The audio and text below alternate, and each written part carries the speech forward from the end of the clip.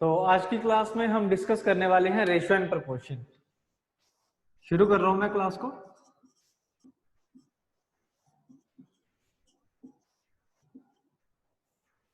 तो last class में जो हमने फ्रैक्शंस पढ़ी थी उसका काफी यूज होने वाला है आज की क्लास में, ठीक है। तो अगर आपको याद नहीं भी है तो कोई दिक्कत वाली बात नहीं है, आज हम उसकी प्रैक्टिस करेंगे, थोड़ा सा इंप्लीमेंट करेंगे तो खुद ही याद हो जाएंगे वो सारे के सारे, ठीक है। जैसे 20% 1/5 था, 25% 1/4 था, ऐसे ही सारी की सारी फ्रैक्शंस को हम यहाँ पे इंप्लीमेंट करने वाले हैं।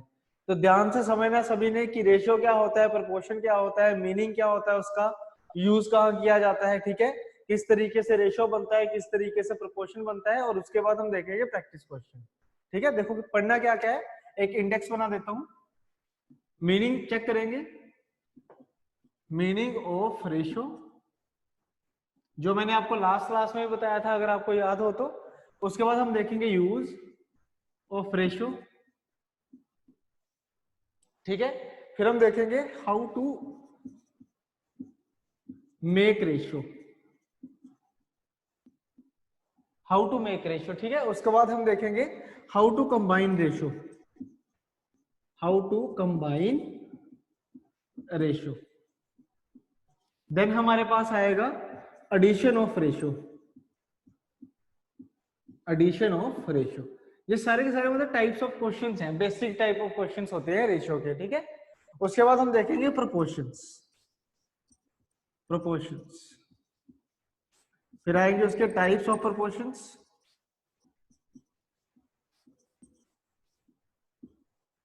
ठीक है।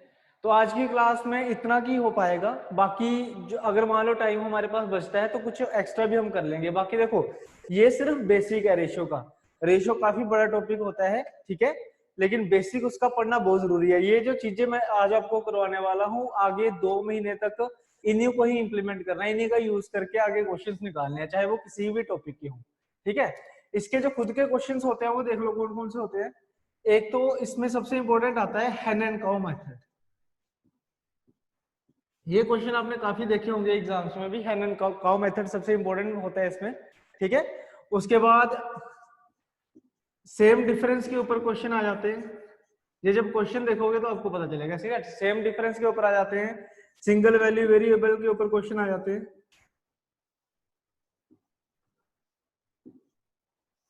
ठीक है। और लास्ट में मिसलेनियस क्वेश्चन करेंगे। तो ये रहेगा हमारे पास पूरा रेशियो एंड प्रोपोर्शन का चार्ट, जो जो हमने रेशियो एंड प्रोपोर्शन में पढ़ना है, ठीक है जी। ये चीजें हमने पढ़नी है रेशियो एंड प्रोपोर्शन में।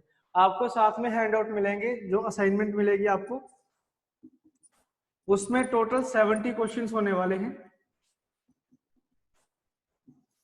ठीक है। मैं आपको बता दूंगा कि उनमें से कौन कौन से क्वेश्चन छोड़ने भी हैं, क्योंकि उसमें कुछ क्वेश्चन मैं मिक्सचर एंड एलिगेशन के भी रखूंगा, ठीक है। क्योंकि रेशियो के कुछ क्वेश्चन ऐसे होते हैं जो मिक्सचर एंड एलिगेशन से निकलते हैं। तो ऐसा नहीं है कि वो वाला क्वेश्चन रेशियो से कैसे निकलेगा ये भी बताओ, ऐसा कुछ नहीं करना हमने। मैं आपको बताता रहूंगा साथ साथ, जैसे आज की क्लास खत्म होएगी तो मैं आपको बताऊंगा कि इस हैंड आउट से आपने कौन से क्वेश्चन करने हैं, और नेक्स्ट क्लास में पहले उसके डाउट ले लेंगे और बाद में नेक्स्ट क्लास शुरू करेंगे, जिससे कि आप इफेक्टिवली रेशियो एंड प्रोपोर्शन कर सकते हो। सबसे इंपॉर्टेंट टॉपिक है, देखो इसको स्किप नहीं करना किसी ने भी। अगर समझ ना आए तो पूछ लेना, कोई दिक्कत नहीं है, ठीक है। तो नोट कर लिया होगा शायद आपने, स्क्रीनशॉट वगैरह ले लो इसका। शुरू कर रहा हूं मैं इसको।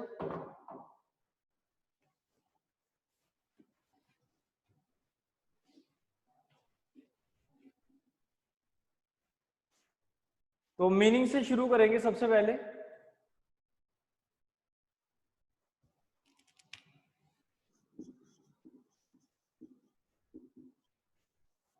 जैसे कि लास्ट क्लास में बताया था कि जो रेशियो होती है इसका मीनिंग क्या होता है, least form of fraction, least form of fraction. Fraction की सबसे छोटी फॉर्म को बोला जाता है जी रेशियो, ठीक है। जैसे फॉर एग्जांपल जैसे 8/16, ये मेरे पास एक फ्रैक्शन है। 8/16 क्या है, एक फ्रैक्शन है। अगर मैं इसको इसकी लीस्ट फॉर्म में लेके आ जाऊं, ठीक है, अगर मैं इसको इसकी लीस्ट फॉर्म में लेके आ जाऊं तो क्या बन जाती है, रेशियो। लीस्ट फॉर्म में कैसे लेके आएंगे, डिवाइड करेंगे, यानी कि 1/2। तो ये जो 1/2 बना है ये क्या है, अब हमारे पास रेशियो है। इस 1/2 को मैं ऐसे भी लिख सकता हूँ 1/2, ठीक है। ये सिंबल होता है रेशियो का, और ये रेशियो का सिंबल कहां से आया है, इस डिवाइड से, 1/2 को मैं कैसे लिख सकता हूँ 1:2। यानी कि कल को मान लो अगर इस तरीके से लिखा गया हो कि 24:30 इस तरीके से, तो आपको पता होना चाहिए कि ये प्रॉपर रेशियो नहीं है, क्योंकि कैंसिल आउट हो सकता है। तो कैंसिल कैसे करेंगे हम, इस तरीके से कि 6 के टेबल में जा रहा है 6 × 4 और 6 × 5। जब तक पूरा कैंसिल नहीं हो जाए तब तक रेशियो नहीं बनेगी। तो पूरा कैंसिल करना है, मतलब मैक्सिमम से मैक्सिमम नंबर से आप डिवाइड कर सकते हो। ठीक है। सिमिलरली मान लो अगर इस तरीके से आ जाए कि मान लो कुछ इस तरीके से आ जाए 16/21 रेशो 18/48, मान लो कुछ इस तरीके से अगर आ जाए, ठीक है, या फिर 18/33, सॉरी 14/33। क्या अगर आपको बोले कि बताओ इसका रेशो क्या रहेगा, तो देखो रेशो का मतलब ऑलरेडी क्या होता है, डिवाइड करना। ठीक है, लेकिन यहाँ पे भी डिवाइड का सिंबल और यहाँ पे भी डिवाइड का सिंबल है, तो ये कुछ इस तरीके से बनता है 16/21 ओवर 14/33। तो छोटी क्लासेस में भी देखो आपने देखा होगा कि इस तरीके से तो फ्रैक्शन को नहीं लिखते थे ना, हम प्रॉपर सॉल्व करते थे इसको, क्योंकि फ्रैक्शन क्या होती है, जिसका कोई न्यूमिनेटर हो और कोई डिनोमिनेटर हो, बात इतनी सी है बस। ठीक है ना। तो इस तरीके से फ्रैक्शन को नहीं रखना, यानी कि अगर रेशियो भी इस तरीके से आती है तो इसको इस तरीके से नहीं रखना हमने। हम क्या करेंगे, इनको डिवाइड करेंगे। ये जो रेशियो है इसका मतलब होता है डिवाइड करना। ठीक है, तो इन दोनों को आपस में डिवाइड करेंगे, 16 और 14 को आपस में डिवाइड करेंगे तो कितना बचेगा, 8 और 7। ठीक है, और 21 और 33 को भी डिवाइड करेंगे। ठीक है, इसको जब आप कैंसिल करोगे तो यहाँ पे बचेगा 7 और यहाँ बचेगा 11। यहां तक आपको समझ आ गया होगा। उसके बाद रेशियो में क्या होता है कि सीधा सीधा नंबरों को हम क्या करते हैं, डिवाइड करते हैं। जो स्ट्रेट में नंबर लिखे होते हैं उनको क्या किया जाता है, डिवाइड किया जाता है। और ये जो क्रॉस वाले नंबर होते हैं इनको क्या किया जाता है, मल्टीप्लाई। क्रॉस वाले नंबर्स को क्या किया जाता है जी, मल्टीप्लाई। तो 11 × 8 करेंगे तो 88 आएगा, 7 × 7 करोगे तो 49 आएगा। तो रेशियो क्या बनेगा, 88:49। क्लियर हो गया सभी को। ठीक है, अगर फ्रैक्शन में इस तरीके से लिखा गया हो तो आपने क्या करना है, उसको लीनियर फॉर्म में लेके आना है। ठीक है, एक स्ट्रेट फॉरवर्ड आंसर होना चाहिए आपका, फ्रैक्शन में या पॉइंट्स में आंसर नहीं होना चाहिए। ठीक है, अब नेक्स्ट देखो, एक और करते हैं प्रैक्टिस थोड़ा सा इसको। मान लो अगर इस तरीके से आ जाए कि 5/14 रेशियो 15/16, 5/14 रेशियो 15/16। तो कैसे सॉल्व करेंगे इसको भी हम, कि देखो इस 5 को 15 से कैंसिल आउट करेंगे तो यहाँ 1 और यहाँ 3 आएगा। ठीक है, 14 को और 16 को करेंगे तो यहाँ पे 7 और यहाँ पे 8 आ जाएगा। ठीक है, तो 8 ऊपर मल्टीप्लाई होगा, 8 × 1 हो जाएगा 8, और 7 × 3 कितना हो जाएगा, 21। मतलब ये जो 5/14 रेशियो 15/16 होता है, इसका रेशियो क्या बनता है, 8:21। ठीक है, तो रेशियो का मीनिंग आपको समझ आ गया होगा। थोड़ा बहुत फ्रैक्शंस में अगर ऐसे लिखा हो तो उसको सॉल्व कैसे करते हैं ये भी आपको पता चल गया होगा। ठीक है, अब हम नेक्स्ट चलेंगे। अगर यहां तक किसी को कोई डाउट है तो वो प्लीज चैट में लिख दो। अगर डाउट है तो लिखना, अदरवाइज कुछ नहीं करना। ठीक है, अगर समझ आ गया है तो चैट में कुछ भी लिखने की जरूरत नहीं है। ठीक है,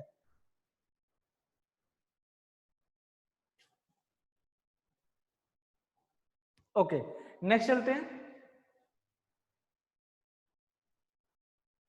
हाँ जी बिल्कुल, न्यूमिनेटर को न्यूमिनेटर से डिवाइड करेंगे और डिनोमिनेटर को डिनोमिनेटर से डिवाइड करेंगे।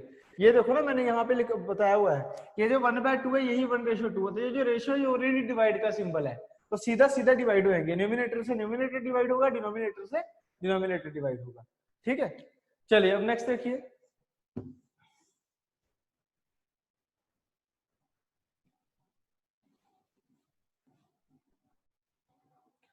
अब आएगा इसमें कि रेशियो का यूज कहाँ किया जाता है, क्योंकि मेन चीज तो वही है ना कि इसका यूज कहाँ होता है। आपको अगर इसका यूज ही नहीं पता होगा तो डिफरेंट डिफरेंट टॉपिक्स में कैसे यूज करोगे इसका। ठीक है, तो यूज देखो कहाँ किया जाता है इसका जी। तो इसकी प्रॉपर डेफिनेशन ही लिखवा देता हूँ यूज के भी। यूज होता है इसका to make relation between two और मोर सिमिलर नंबर्स या similar values in minimum form.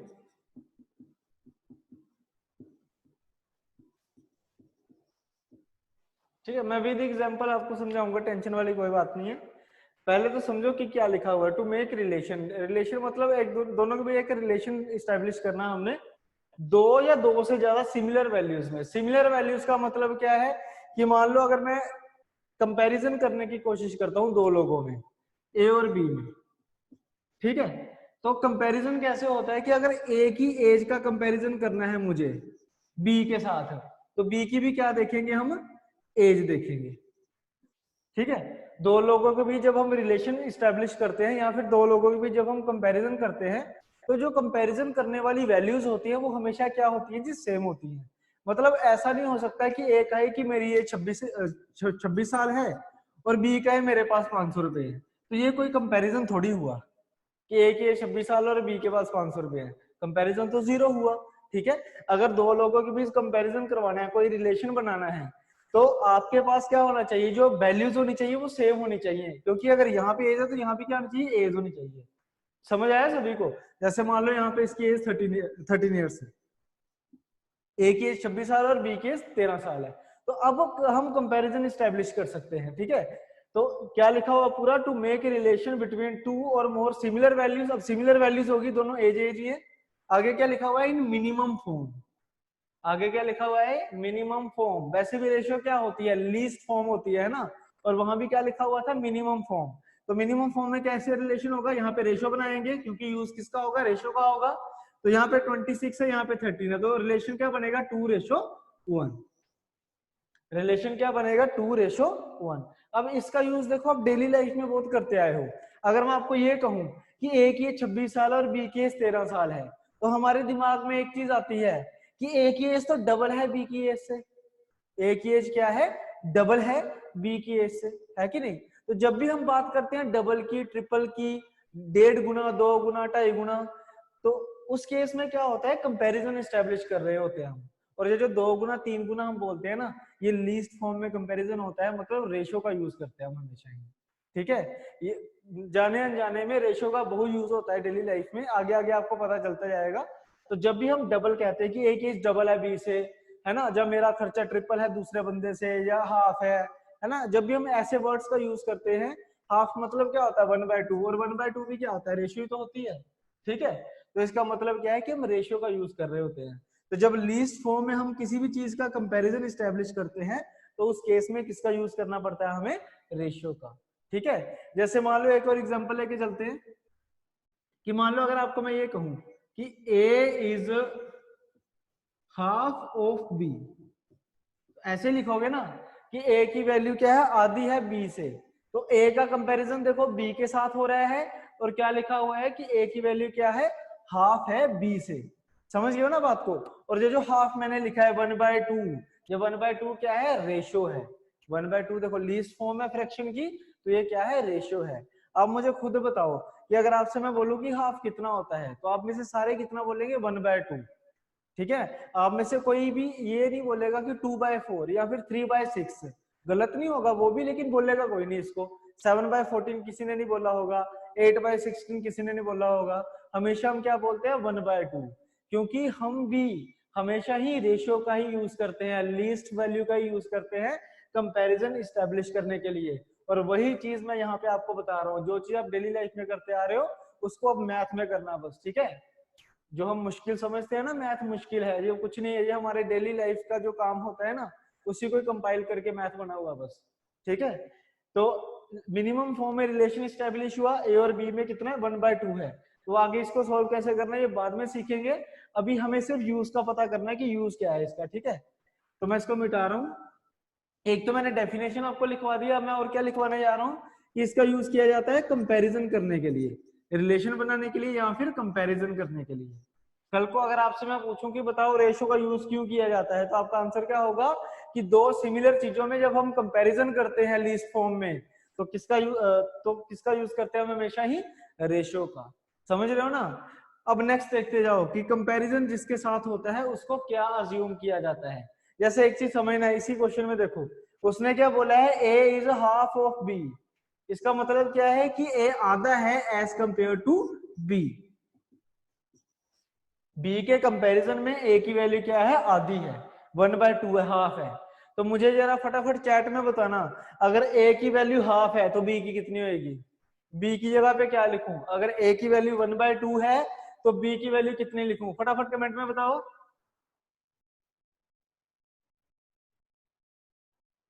Very good, very good, शाबाश।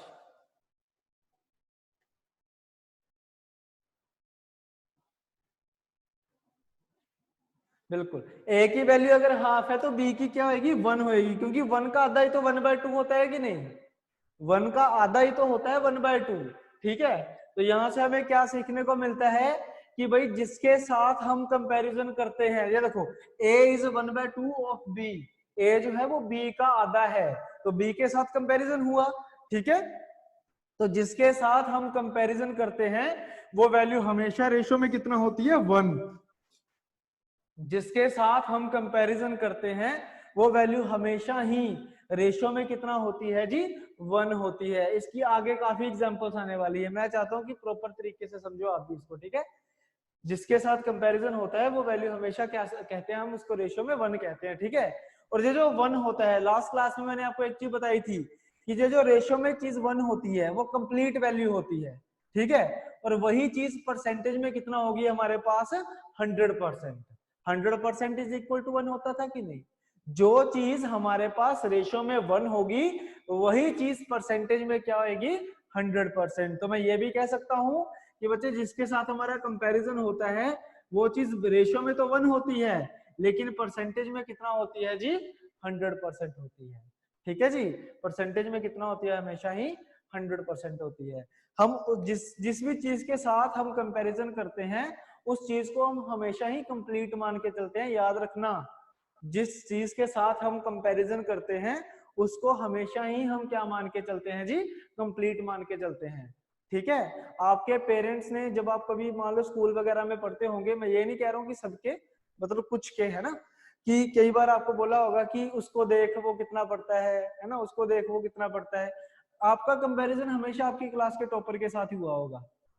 आपके पेरेंट्स ने भी आपका कंपैरिजन हमेशा ही आपकी क्लास के टॉपर के साथ ही किया होगा। मे भी हो सकता है कि आप में से कुछ लोग टॉपर्स ही होंगे क्लास के, तो आपके साथ भी बहुतों का कंपैरिजन हुआ होगा। ठीक है, तो जिसके साथ देखो, पेरेंट्स भी किसके साथ कंपैरिजन करते थे?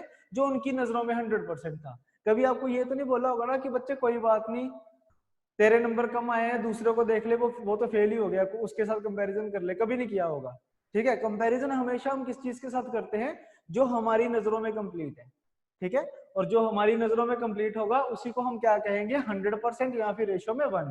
क्लियर हो गया सभी को? ठीक है, अब नेक्स्ट देखिए, अब ये जो 1/2 रेशो 1 लिखा है मैंने, इसको फर्दर कैसे सोल्व कर सकते हैं हम यहाँ पे? कि ये जो 1/2 है, 1 से 1 तो कैंसिल होएगा, 1/1 करोगे तो कोई फर्क नहीं पड़ता, 1 ही रहेगा हमेशा ही। तो ये जो 2 है ये इधर जाके क्या होगा? मल्टीप्लाई होगा, क्योंकि क्रॉस में मैंने आपको क्या बताया कि क्या होते हैं? हमेशा ही मल्टीप्लाई होते हैं।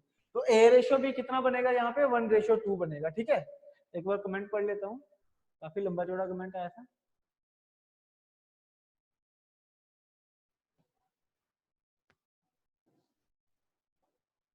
जब 1/2 डिवाइड बाय 1 करेंगे देन इट विल बी 2। हाँ जी बिल्कुल, इट विल बी 2। 2 क्यों आएगा? क्योंकि डबल है ना। अगर एक चीज आती है तो ऑब्वियस सी बात है दूसरी चीज क्या हो जाएगी? डबल हो जाएगी। वो 2 जो है वो 2 आंसर नहीं होगा, 2 रिप्रेजेंट करेगा डबल को। ठीक है, जैसे 1/2 रिप्रेजेंट करता है हाफ को, वैसे 2 रिप्रेजेंट करेगा डबल को।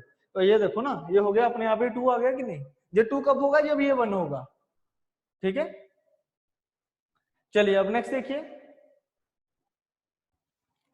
अब समझना इसको थोड़ा सा, और अभी और भी बहुत कुछ है इसमें।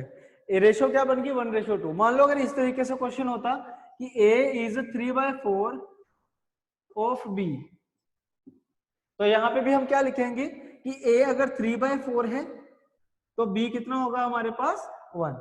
a अगर 3/4 है तो b कितना होगा हमारे पास जी? 1 होगा। ठीक है, तो इसको सोल्व कैसे करेंगे? 3/4 ऊपर मल्टीप्लाई होगा तो ये कितना आ जाएगा? 3/4। ये कितना आ जाएगा हमारे पास? 3/4। अब देखो जी, दो एग्जांपल्स मैंने आपको करवाई हैं और दो एग्जांपल्स में एक चीज हमारे पास कॉमन है, और वो कॉमन पता है क्या है? कि जिसके साथ हमारा कंपैरिजन हो रहा है, जैसे बी के साथ कंपैरिजन हो रहा है कि नहीं, ए का कंपैरिजन करवा रहे हैं हम बी के साथ, कि कभी ये आधा हो जाता है बी का, कभी 3/4 हो जाता है बी का। ठीक है, तो जिसके साथ हम कंपैरिजन करवा रहे हैं वो चीज उसका आंसर कितना आ रहा है, बी की वैल्यू कितनी आ रही है हर बार, देखो 4 आ रहा है यहाँ पे, और यहाँ पे कितना आ रहा है 2 आ रहा है, और बी की वैल्यू ये जो 2 है ये कहाँ लिखी हुई है, डिनोमिनेटर में। ये देखो बी का जो 2 आंसर आया है, ये दो वैल्यू कहाँ लिखी हुई है, बी की डिनोमिनेटर में। सिमिलरली यहाँ भी देखो बी की वैल्यू कहाँ लिखी हुई है, डिनोमिनेटर में। यहाँ जहां से चेक करो, दो एग्जांपल्स मैंने आपको करवाई हैं, और बी की वैल्यू कहाँ लिखी हुई है जी, डिनोमिनेटर में लिखी हुई है, ठीक है।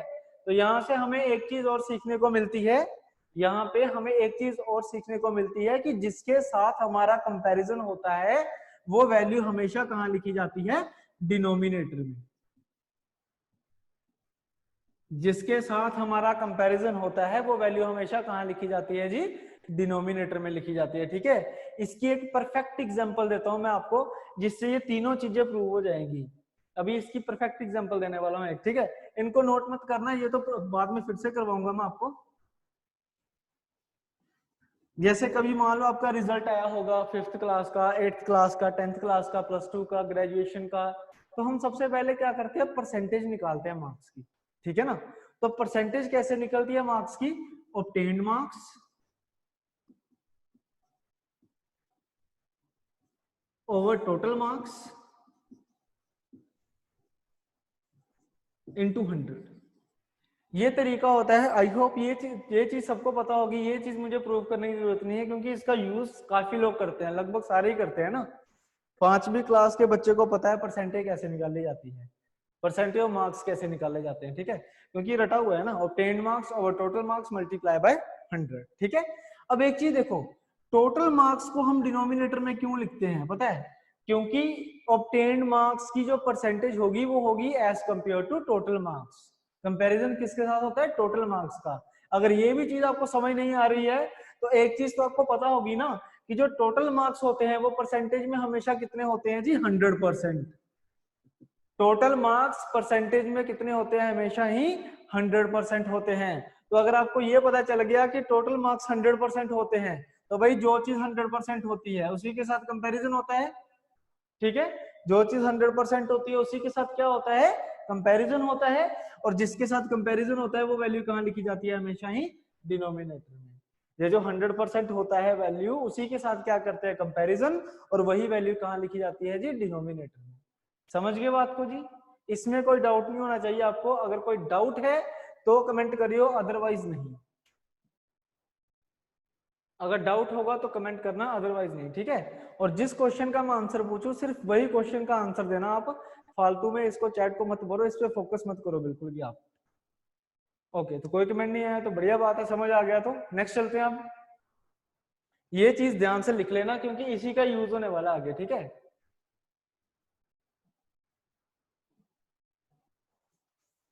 बच्चे आपका जो डाउट होता है ना वो थोड़ा स्पेसिफिक रखा करो। आपने बोला है रिपीट, रिपीट क्या चीज, क्या चीज आपको समझ नहीं आई है वो पूरा मुझे बताओ ना।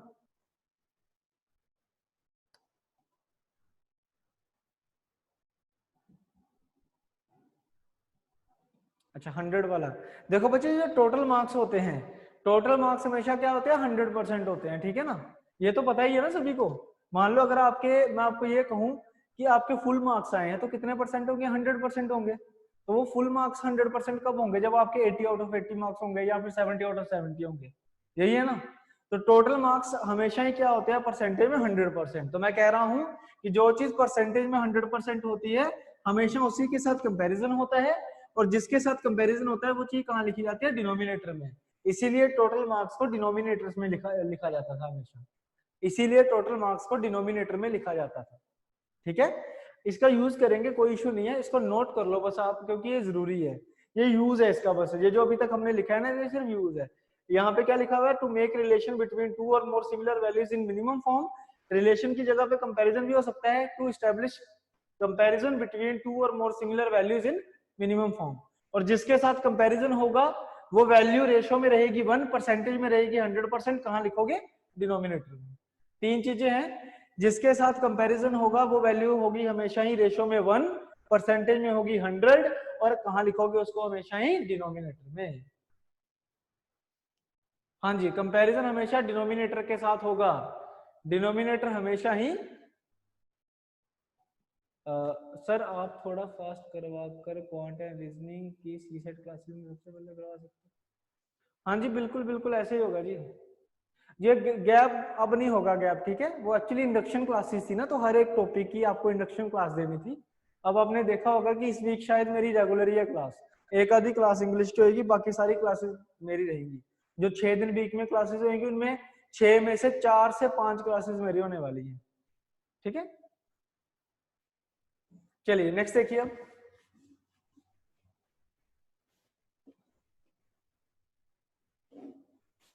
बाकी आपको टेंटेटिव टाइम टेबल तो मिल ही गया होगा ना, उसमें लिखा हुआ है कि 13 अगस्त तक तो मैथ और रीजनिंग इंग्लिश का सिलेबस खत्म है और 18 को पंजाबी इंक्लूडेड सारा खत्म हो जाएगा।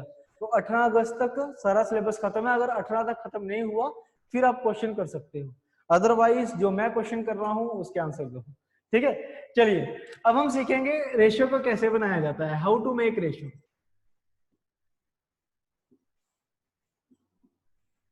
How to make ratio, ratio को किस प्रकार से बनाया जाता है, ठीक है।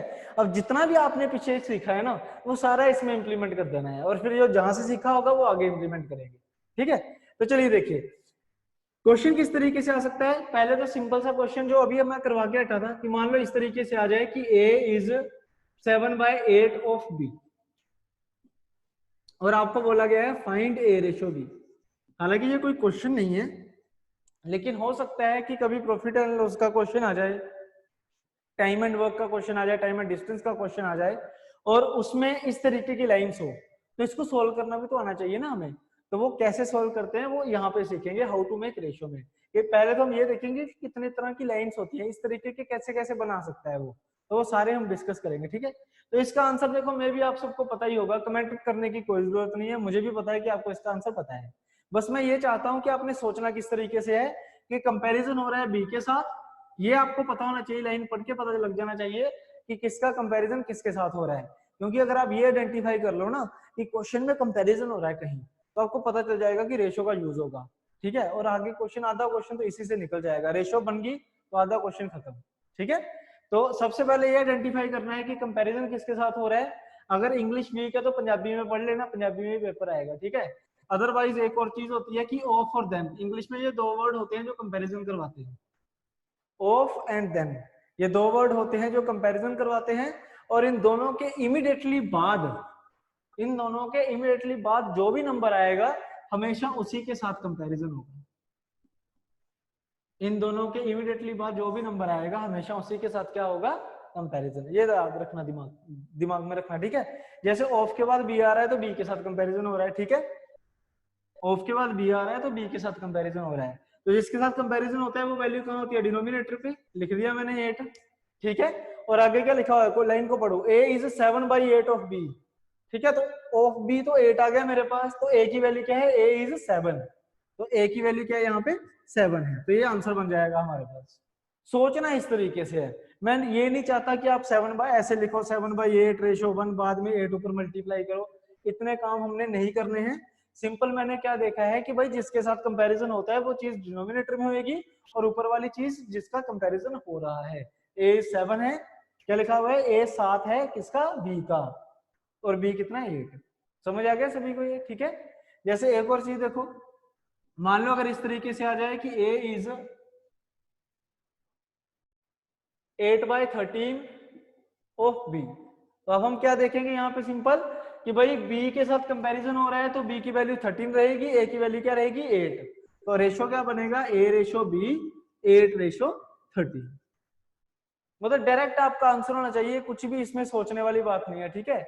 इस तरीके से अगर लाइन कोई लिखी हो तो आप डायरेक्ट आंसर कर सकते हो, ठीक हो गया सभी का, ठीक है। अब नेक्स्ट देखो और किस तरीके से आ सकता है, सुनते जाओ बस अब इसको, ठीक है, सुनते जाना, अभी कहानी बहुत अच्छी है ये। इस तरीके से भी लिख सकता है वो कि a is 25% of b, a क्या है 25% है किसका, b का, ठीक है।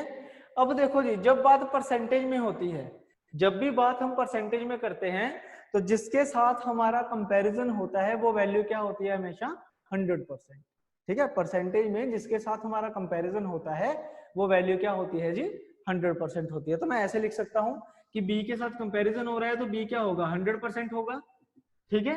तो ए की वैल्यू कितनी है, ए इज 25%, लिखा हुआ उसने कि ए क्या है 25% है, तो ए की वैल्यू मैंने लिख दी 25%।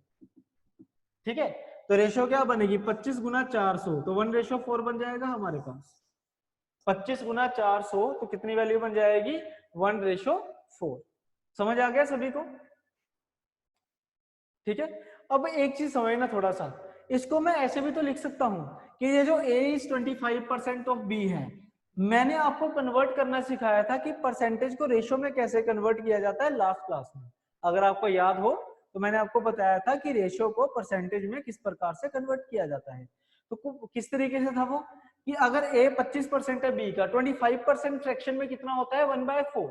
ठीक है, तो मैं ऐसे भी लिख सकता हूं कि a इज 1/4 ऑफ b, है ना, बार बार लिखने की जरूरत नहीं है, यहीं पे ये जो 25% है इसको आप क्या लिख सकते हो 1/4। तो देखो अगर आप इस तरीके से लिख दोगे तो ये तो पहले जैसा ही क्वेश्चन बन गया कि नहीं। इसका आंसर क्या होने वाला है हमारे पास 1:4। फिर कुछ कुछ कैंसिल आउट करने की जरूरत नहीं है, डायरेक्ट डायरेक्ट हमारे पास आंसर आ जाएगा। ठीक है, अब फ्रैक्शंस का यूज क्यों करना पड़ता है हमें, वो भी समझ लो। कि मान लो अगर इस तरीके से क्वेश्चन आ जाए कि भाई a is 16 2/3% of b, a is 16 2/3% of b, और आपसे पूछे कि बताओ a रेशो b क्या रहेगा, तो अब आपको पता चल गया होगा कि अगर आपको फ्रैक्शंस याद नहीं है तो ये क्वेश्चन काफी टिपिकल हो जाएगा आपके लिए, है ना। अगर फ्रैक्शंस का याद नहीं है तो काफी मुश्किल हो जाएगा क्वेश्चन ये। तो फ्रैक्शंस को याद करना बहुत मुश्किल है। मैं बेटा अभी भी कह रहा हूँ कि कमेंट करने की कोई जरूरत नहीं है, मुझे पता है आपको जो आता है और जो नहीं आता है, टेंशन वाली कोई बात नहीं है, मैं पूछूंगा ना आपसे क्वेश्चन। ठीक है, 16 2/3% क्या होता है हमारे पास 1/6, ये फ्रैक्शन क्या होती है जी 1/6 होती है। ठीक है, अगर आपको ये फ्रैक्शन याद है तो रेशो बनाने में आपको माइक्रो सेकेंड्स लगेंगे। ठीक है ना, क्वेश्चन इसका आंसर बताने में आपको माइक्रो सेकेंड्स लगेंगे। सीधा क्या बन जाएगा 1:6, क्योंकि 16 2/3% क्या होता है 1:6। ठीक है, सिमिलरली अगर इस तरीके से आ जाए कि a इज 12 1/2% ऑफ b, हाँ जी, अब बताओ इसका क्या आंसर रहेगा।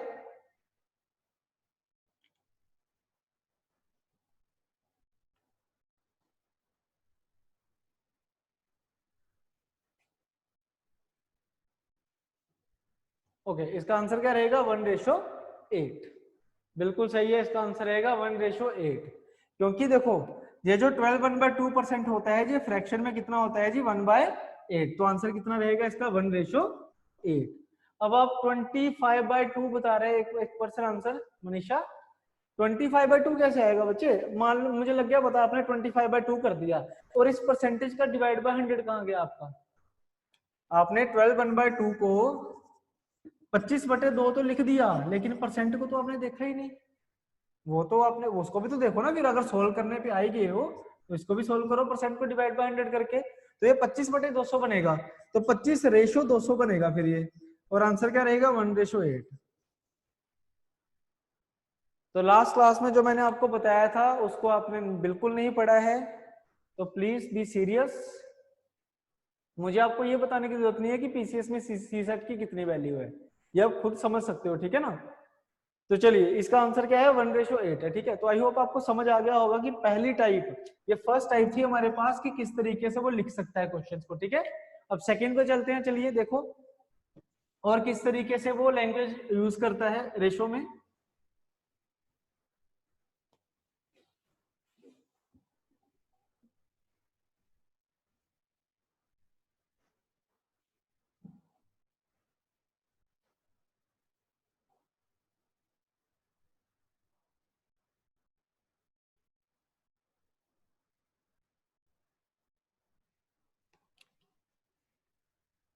अभी एक कमेंट आया हुआ था कि क्लास टॉपिक खत्म होने तक क्लास रेगुलर रखिए।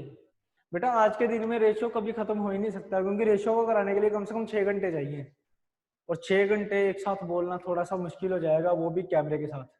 अगर आप मेरे साथ होते ऑफलाइन क्लास होती तो फिर 6 घंटे में इजीली पढ़ा लेता, लेकिन कैमरे के सामने बोलना 6 घंटे इट्स क्वाइट डिफरेंट, है ना, और बहुत डिफिकल्ट भी है। चलिए देखिए ऐसे लगता है खुद से बातें कर रहा हूं मैं।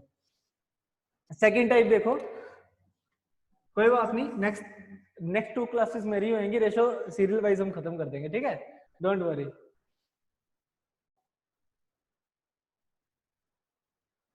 हाँ बिल्कुल, 3-4 दिन में रेशो हम खत्म कर देंगे। सेकंड देखिए क्या कह रहे हैं हम, कैसे आ सकता है कि मान लो इस तरीके से आ जाए कि a is 2/5 more than b। इस तरीके से लिखा हो अगर कि a जो है वो 2/5 ज्यादा है b से, ठीक है, क्या लिखा हुआ है, a जो है वो 2/5 ज्यादा है किससे, b से, ठीक है, a is 2/5 more than b। पहले क्वेश्चन से डिफरेंट कैसे है, अगर पहले वाला टाइप का क्वेश्चन होता तो ऐसे लिखा होता कि a इज 2/5 ऑफ b। तो एक नया वर्ड इसमें इंट्रोड्यूस हुआ है, तो घबराने वाली कोई बात नहीं है, बड़ा सिंपल सा ये भी, a 2/5 है, ज्यादा है यहाँ पे, और यहाँ पे सिंपल है। इसका आंसर क्या रहेगा हमारे पास 2:5, जो कि हमें ऑलरेडी पता है। तो इसका आंसर किस तरीके से निकालना है समझो थोड़ा सा।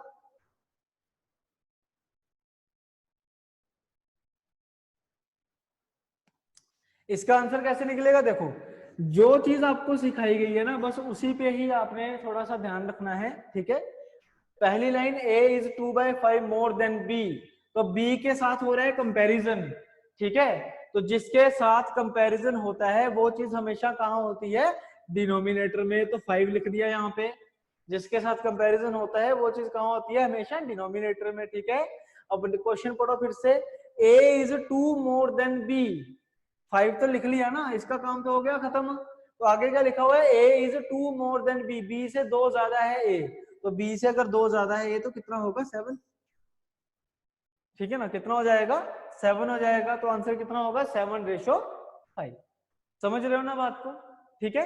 अब एक चीज और देखो, एक क्वेश्चन और देखो इसमें, मान लो अगर इस तरीके से आ जाए कि a is 3/8 more than b, more than b, तो रेशो क्या बनेगा जी, 3 ज्यादा होगा a b से, b कितना है 8, तो a कितना होगा 11, तो आंसर क्या रहेगा हमारे पास 11:8, ठीक है, आंसर क्या रहेगा हमारे पास 11:8। क्लियर हो गया सभी को, ठीक है, क्लियर। अब एक क्वेश्चन आपने करना है, फटाफट मुझे बताओ इसका आंसर क्या होगा। a is 11 1/9% more than b, बताइए इसका आंसर क्या होगा। a is 11 1/9% more than b।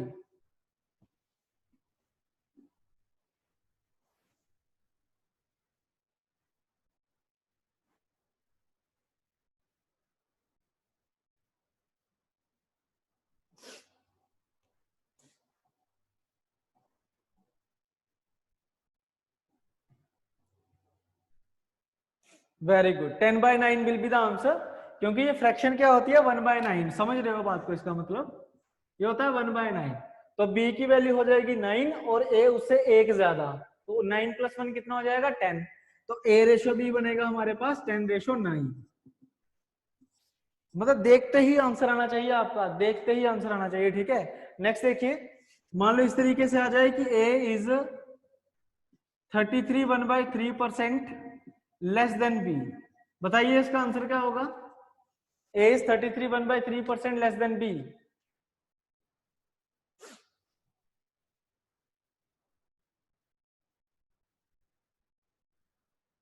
Answer बताइए क्या होगा, a is 33 1/3% less than b।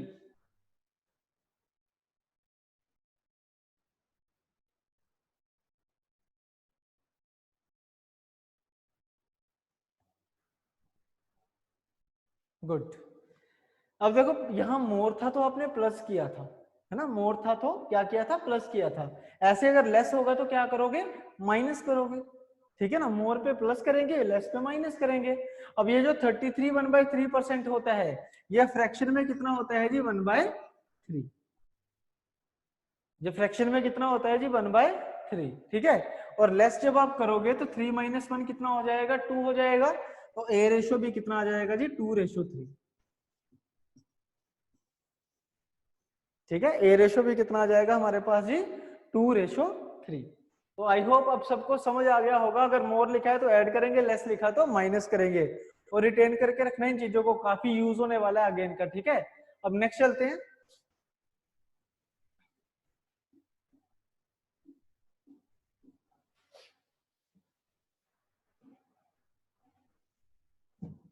Next तीसरा किस तरीके से आपसे रेशियो बनाने के लिए कह सकता है वो भी सीख लेते हैं अब। ये आपको ये कह देगा कि भाई 2 times of A is equal to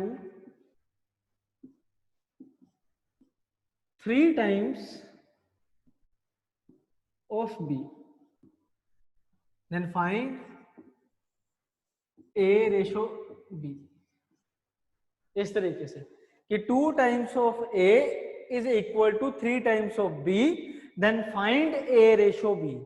ठीक है, आपको ये चीज गिवन है कि भाई 2 times of A is equal to 3 times of B.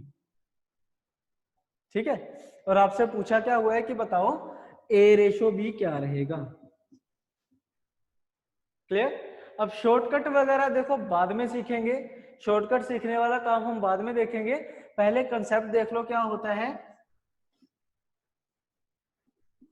Concept समझ लो क्या होता है, क्योंकि कंसेप्ट से क्या होगा कि दो, चाहे 2 नंबर हो, चाहे 3 नंबर हो, चाहे 4 नंबर हो, सब पे सेम तरीके से चलता है। ठीक है, तो कंसेप्ट क्या कहता है कि जब भी दो चीजें इक्वल होती हैं, जब भी कोई दो वैल्यूज इक्वल होती हैं, तो उनका रेशो हमेशा ही उनका रेसिप्रोकल बनता है।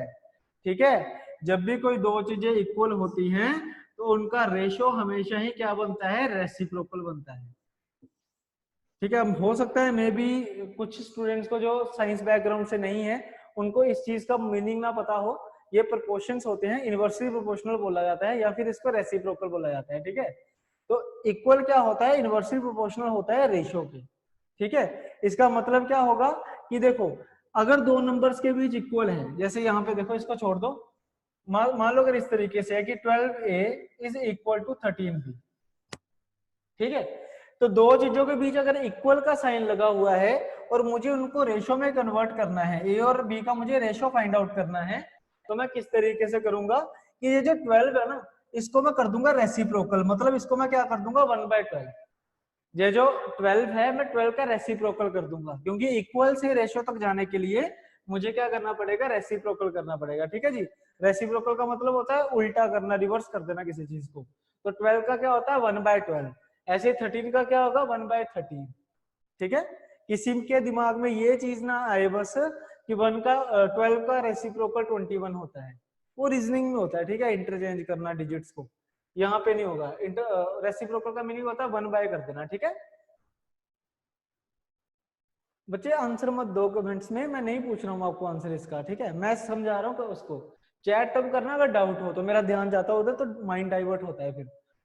तो 12 का आ जाएगा 1/12, 13 का आ जाएगा 1/13। आगे आपको पता है ना कि कभी भी इस प्रकार से रेशो नहीं होती है। इसको किस तरीके से लिखा जाता है, ए रेशो बी, 13 ऊपर चला जाएगा 12 इधर चला जाएगा। ठीक है, तो क्या बनेगा 13:12। क्या बनेगा 13:12।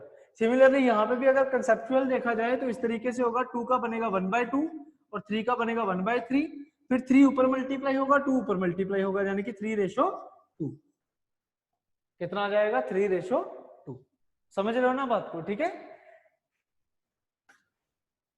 अब अगर ये दो चीजें आपने देखी हैं तो आपको एक चीज का पता चलेगा कि मान लो अगर इस तरीके का कोई भी क्वेश्चन आ जाए, इस तरीके का मान लो अगर कोई भी क्वेश्चन आ जाता है, तो ए रेशो भी अगर मुझे निकालना है तो हर बार ये चीज करने की आपको जरूरत नहीं है। कंसेप्ट होता है ये आपको पता होना चाहिए। ठीक है, ये हमेशा आपको पता होना चाहिए, लेकिन लिखने की जरूरत नहीं है। आप डायरेक्ट क्या कर सकते हो कि रेसिप्रोकल करना है तो ये जो बी वाला 6 है वो इधर आ जाएगा और ये 5 इधर चला जाएगा, क्योंकि पता है ना जब 1/1 होगा तब भी तो उधर ही जाएगा ना, ये क्रॉस मल्टीप्लाई होगा। तो डायरेक्ट कर लो, 6 इधर आ जाएगा 5 इधर आ जाएगा। समझ गए ना सारे, दो नंबर जब भी बराबर होंगे तो उनका रेशो हमेशा क्या होगा, उनको क्रॉस कर देंगे डायरेक्ट। ठीक है, जैसे मुझे आंसर बताना फटाफट कि 6a is equal to 10b, क्या रेशो बनेगा ए रेशो बी, बताना answer. 6a is equal to 10b क्या रेशो बनेगा। अब पूछ रहा हूं मैं आपसे क्वेश्चन, फटाफट आंसर दीजिए।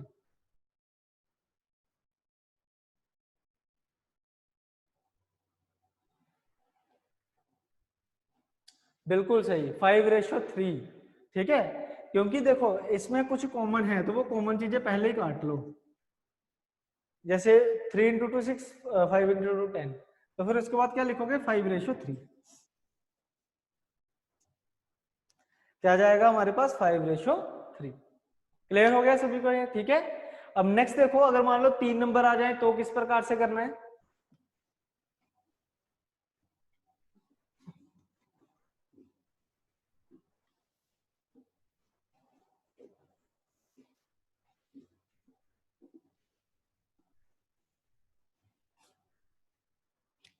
मान लो अगर इस तरीके से क्वेश्चन आ जाए कि 2 times of A is equal to 3 times of B is equal to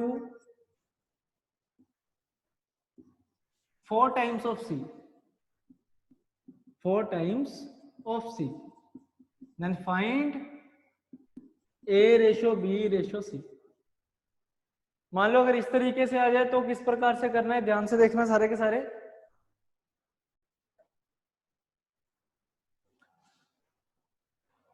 तो इस तरीके से लिखा हुआ उसने 2 times of A is equal to 3 times of B is equal to 4 times of C. अब देखो अगर 2 नंबर होंगे तो आगे पीछे कर देते हैं, लेकिन यहाँ पे नंबर 3 है तो ऐसे आगे पीछे डायरेक्ट नहीं कर सकते, ठीक है। तो इस केस में भी हम कंसेप्ट का यूज करेंगे कि कंसेप्ट क्या कहता है कि जब मान लो इक्वल होती हैं 2 या 3 चीजें तो रेशियो बनाने के लिए क्या करते हैं, रेसिप्रोकल करते हैं। तो ये 2 का बनेगा 1/2, 3 का बनेगा 1/3, 4 का बनेगा 1/4, है ना। 2 का 1/2 बन जाएगा, 3 का 1/3 बन जाएगा, 4 का 1/4 बन जाएगा, ठीक है। और उसके बाद हमने क्या करना है जी, एलसीएम लेना है। उसके बाद हमने क्या करना है, एलसीएम लेना है, क्योंकि देखो ऐसे तो रेशो होती नहीं है, रेशो किसमें होती है, लीनियर फॉर्म में, जो हमने पहले जान चुके हैं हम, ठीक है। तो इनको मुझे लीनियर फॉर्म में लेके आने के लिए क्या करेंगे, हम एलसीएम का यूज करेंगे, और एलसीएम आपको पहली क्लास में करवाया था, ठीक है, कि कैसे निकालते हैं। तो 2, 3 और 4 का एलसीएम कितना होता है जी, यहाँ पे लिख रहा हूँ 12। 2, 3 और 4 का एलसीएम कितना होता है 12। उसके बाद 12 डिवाइड बाय 2 करेंगे तो कितना बचेगा ऊपर 6, 12 डिवाइड बाय 3 करेंगे ऊपर कितना बचेगा 4, और 12 डिवाइड बाय 4 करेंगे ऊपर कितना बचेगा 3। जैसे आप ऐड करते थे ना, जैसे मान लो अगर मैं आपको ये कहूँ कि 1/2 प्लस 1/3 प्लस 1/4 करो, तो आप ऐसे करोगे ना कि 12 एलसीएम आएगा, यहाँ पे डिवाइड करके 6 प्लस 4 प्लस 3 ऐसे करोगे। बस है क्या कि अब प्लस की जगह पे रेशो का साइन है, बस बाकी तरीका सेम है बिल्कुल, ठीक है। ऐसा क्यों किया जाता है, देखो इसको समझो थोड़ा सा, बदला कुछ नहीं है। जैसे ये नंबर की वैल्यूज है वैसे ही इसकी वैल्यूज है। देखो ये जो 1/2 है, ये 1/2 इसमें कहाँ है, 6/12 देखो 1/2 होता है, ऐसे ही 4/12 देखो 1/3 होता है, और ये जो 3/12 है ये क्या होता है, 1/4 होता है। समझ रहे हो ना बात को, ठीक है। यानी कि ये जो 12 है ना, ये तीनों के कॉमन में है। ये जो 12 लिखा हुआ है, एलसीएम लिया है, ये क्या है, लीस्ट कॉमन मल्टीपल कॉमन है, मतलब तीनों के क्या है, कॉमन में है ये, ठीक है ना। और रेशियो क्या कहता है कि अगर कोई चीज कॉमन हो, अगर कोई चीज कॉमन हो तो उसको आप कैंसिल आउट कर सकते हो। अगर कोई चीज कॉमन हो तो उसको आप कैंसिल आउट कर सकते हो। देखो ये एक्चुअल में ये नंबर इस प्रकार से थे, 6/12 रेशियो 4/12 रेशियो 3/12, इस प्रकार से थे ये नंबर, ठीक है ना। देखो 1/2 1/3 1/4, तो 12 तीनों के कॉमन में था, इसीलिए मैंने कैंसिल आउट करा है। तो यहाँ पे मैंने इस तरीके से कैंसिल आउट करा है, और ऊपर क्या बचा है 6:4:3, जो इस क्वेश्चन का आंसर होगा, ठीक है, जो इस क्वेश्चन का क्या होगा, आंसर होगा। समझ आया सभी को। मैंने क्या किया, रेसिप्रोकल करा सबसे पहले, ठीक है, फिर मैंने एलसीएम लिया और ऊपर वाली वैल्यूज बना ली, फिर एलसीएम को खत्म कर दिया और जो ऊपर बचा वो हमारा आंसर हो गया, ठीक है। सिंपल था ना बिल्कुल। दिक्कत कहाँ आती है ऐसे क्वेश्चंस में, ये समझना थोड़ा सा, कि मान लो अगर इस तरीके से आ जाए, इसको मैं मिटा रहा हूं, ठीक है, बाद में देखेंगे। मान लो अगर इस तरीके से आ जाए कि 9a is equal to 11b is equal to 8c, कैसे बोल दे कि 9 times of a is equal to 11 times of b is equal to 8 times of c, then find a ratio b ratio c। तो इस case में क्या होगा, ज्यादा मुश्किल तो कुछ नहीं होगा, खैर बस एलसीएम लेने में थोड़ी सी आपको प्रॉब्लम आ सकती है, क्योंकि 9, 11 और 8 का एलसीएम क्या होता है, 9 × 11 × 8, जो कि काफी लेंथी हो जाएगा, है ना, मल्टीप्लाई करके तो काफी लेंथी हो जाएगा ये। तो एक तरीका और होता है ऐसे क्वेश्चंस को करने का, ठीक है। इस क्वेश्चन का आपने आंसर देना है और मुझे पता है कि आप 3 सेकंड में इसका आंसर दे दोगे, ठीक है, मुझे आप पे यकीन है, आपको पता नहीं है या नहीं, बस सीखना कि किस तरीके से सोल्व किया जाता है इनको, ठीक है। तो मैं इस क्वेश्चन को सोल्व कर रहा हूं फिर से, कि मान लो मुझे अगर a ratio b ratio c निकालना है, ठीक है। ध्यान से देखो, कमेंट करने की जरूरत नहीं है, मैं अभी भी कह रहा हूं आपको, इसका करेंगे बाद में। तो अगर मुझे ए का रेशियो निकालना है, ध्यान से सीखना कैसे करना है। अगर मुझे ए का रेशियो निकालना है तो मैं क्या करूंगा, ए को हाइड करूंगा इस तरीके से, और यहाँ पे क्या लिखा हुआ है 3 and 4, ठीक है, तो मैं 3 into 4 कर दूंगा, तो 3 into 4 कितना होता है 12, तो मैं यहाँ पे 12 लिख दूंगा। समझ गए बात को, ठीक है। ऐसे अगर बी का रेशियो निकालना है तो बी को हाइड कर दूंगा, तो क्या बचा है 2 into 4 कितना होता है जी 8 होता है, ठीक है। ऐसे सी का रेशियो निकालना है तो सी को हाइड कर देंगे, कितना बने बचेगा 2 into 3, और 2 into 3 कितना होता है 6 होता है, ठीक है। जिसका वैल्यू निकालनी है उसको हाइड करना है एंड अदर 2 को मल्टीप्लाई करके लिख देना है। समझ गए ना बात को। अब देखो 2 इनमें कॉमन है तो क्या बचेगा हमारे पास 6, 4 and 3, तो यही आंसर आया था ना पहले भी, ठीक है, 6, 4 and 3। समझ गए ना बात को, ठीक है। सिमिलरली इस क्वेश्चन का आंसर भी क्या होगा, अब अगर a की वैल्यू निकालनी है तो a को हाइड करेंगे, तो कितना बनेगा 11 into 8 which is equal to 88, ठीक है। b की वैल्यू निकालनी है तो b को हाइड करेंगे, तो क्या बचेगा 9 into 8 72, और अगर c की वैल्यू निकालनी है तो c को हाइड करेंगे, क्या बचेगा 11 into 9 99, ठीक है। तो इसका आंसर क्या आएगा 88 रेशो 72 रेशो 99। क्लियर हो गया सभी को, ठीक है। एक क्वेश्चन अब आपने करना है, ठीक है। एक क्वेश्चन और अब आपने करना है कि मान लो इस तरीके से आ जाए कि 7a is equal to 8b is equal to 9c। फटाफट मुझे आंसर बताइए, अब आंसर बताइए सारे के सारे कि a ratio b ratio c क्या रहेगा, a ratio b ratio c क्या रहेगा, जल्दी से आंसर बताइए।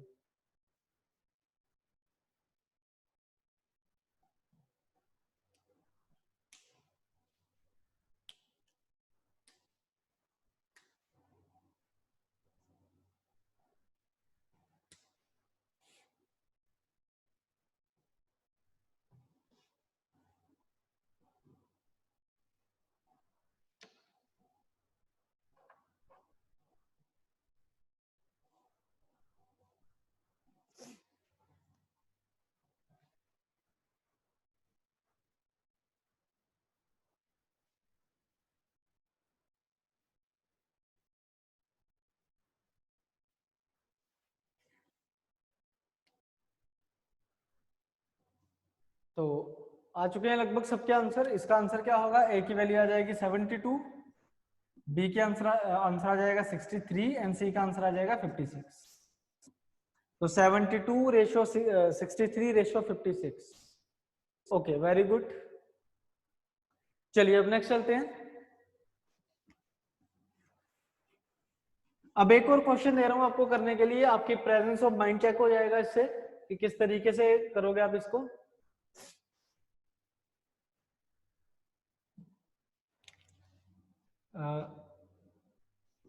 Half of A is equal to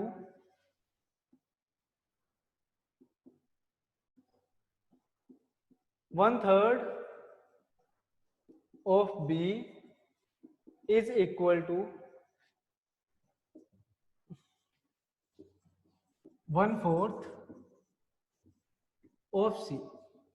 find A ratio B ratio C. Find A ratio B ratio C. जल्दी से बताइए इसका आंसर क्या रहेगा।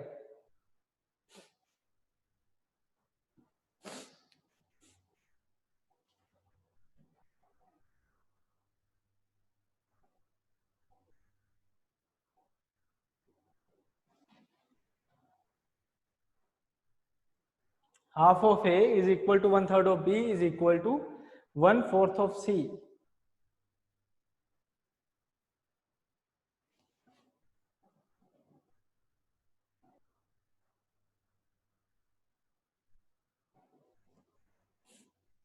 इस तरीके से देखो, half of A is equal to 1/3 of B is equal to 1/4 of सी।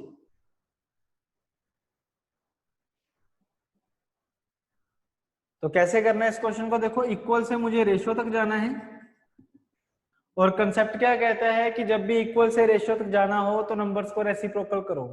जब भी इक्वल से रेशियो तक जाना हो तो नंबर्स को क्या करना होता है, रेसिप्रोकल। तो ये जो 1/2 है इसका रेसिप्रोकल क्या होता है 2। 1/2 का रेसिप्रोकल क्या होता है जी 2 होता है। ऐसे ही 1/3 का रेसिप्रोकल होता है 3 और 1/4 का होता है 4। ठीक है, कौन सा गणित लगा रहे थे सारे?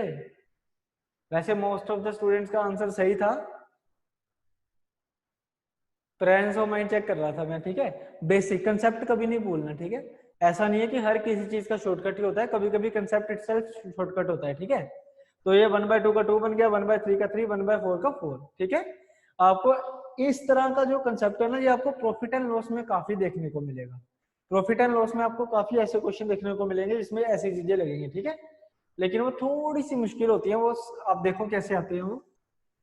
मान लो अगर इस तरीके से आ जाए कि 16 2/3% of A is equal to 14 2/7% of B is equal to 9 1/11% of C। और आपसे पूछे कि बताओ A ratio B ratio C क्या रहेगा, फटाफट आंसर बताना क्या रहेगा इसका आंसर। जल्दी से आंसर बताओ, इसका क्या आंसर रहने वाला है। 16 2/3% of A is equal to 14 2/7% of B is equal to 9 1/11% of C। तो आपसे पूछा गया है A ratio B ratio C क्या रहेगा। अब मुद्दा वही है ना कि फ्रैक्शन याद नहीं है, फ्रैक्शन याद नहीं है तो क्वेश्चंस नहीं निकलेंगे, और उसके बाद आपको पता ही है क्या रिजल्ट आने वाला है। फिर काम जो देता हूं ना वो कर लिया करो साथ के साथ ही, उसको अगर पीछे छोड़ोगे आज का काम भी देखो काफी ज्यादा हो जाएगा करने वाला घर पे। तो अगर कल का ही आपने नहीं किया तो आज का कैसे कर लोगे। और आप ऊपर से आप ये कह रहे हो कि क्लासेस रेगुलर रखो, मतलब डेली डेली बेसिस पे, तो काम काफी इकट्ठा हो जाएगा। तो अच्छे तरीके से भाई याद कर लो। मैंने आपको ग्रुप में भी एक चीज शेयर करी थी, है ना, एक टेबल सा शेयर किया था, इसमें सारी की सारी फ्रैक्शंस हैं, उसके बाहर कुछ भी नहीं है, ठीक है। तो धीरे धीरे सारी फ्रैक्शंस आप याद कर लो।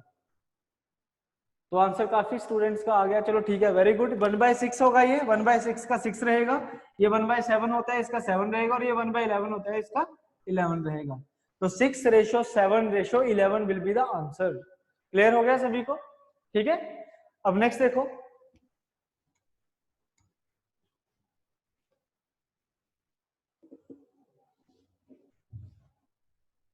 अब देखो ये मेथड थे हमारे पास,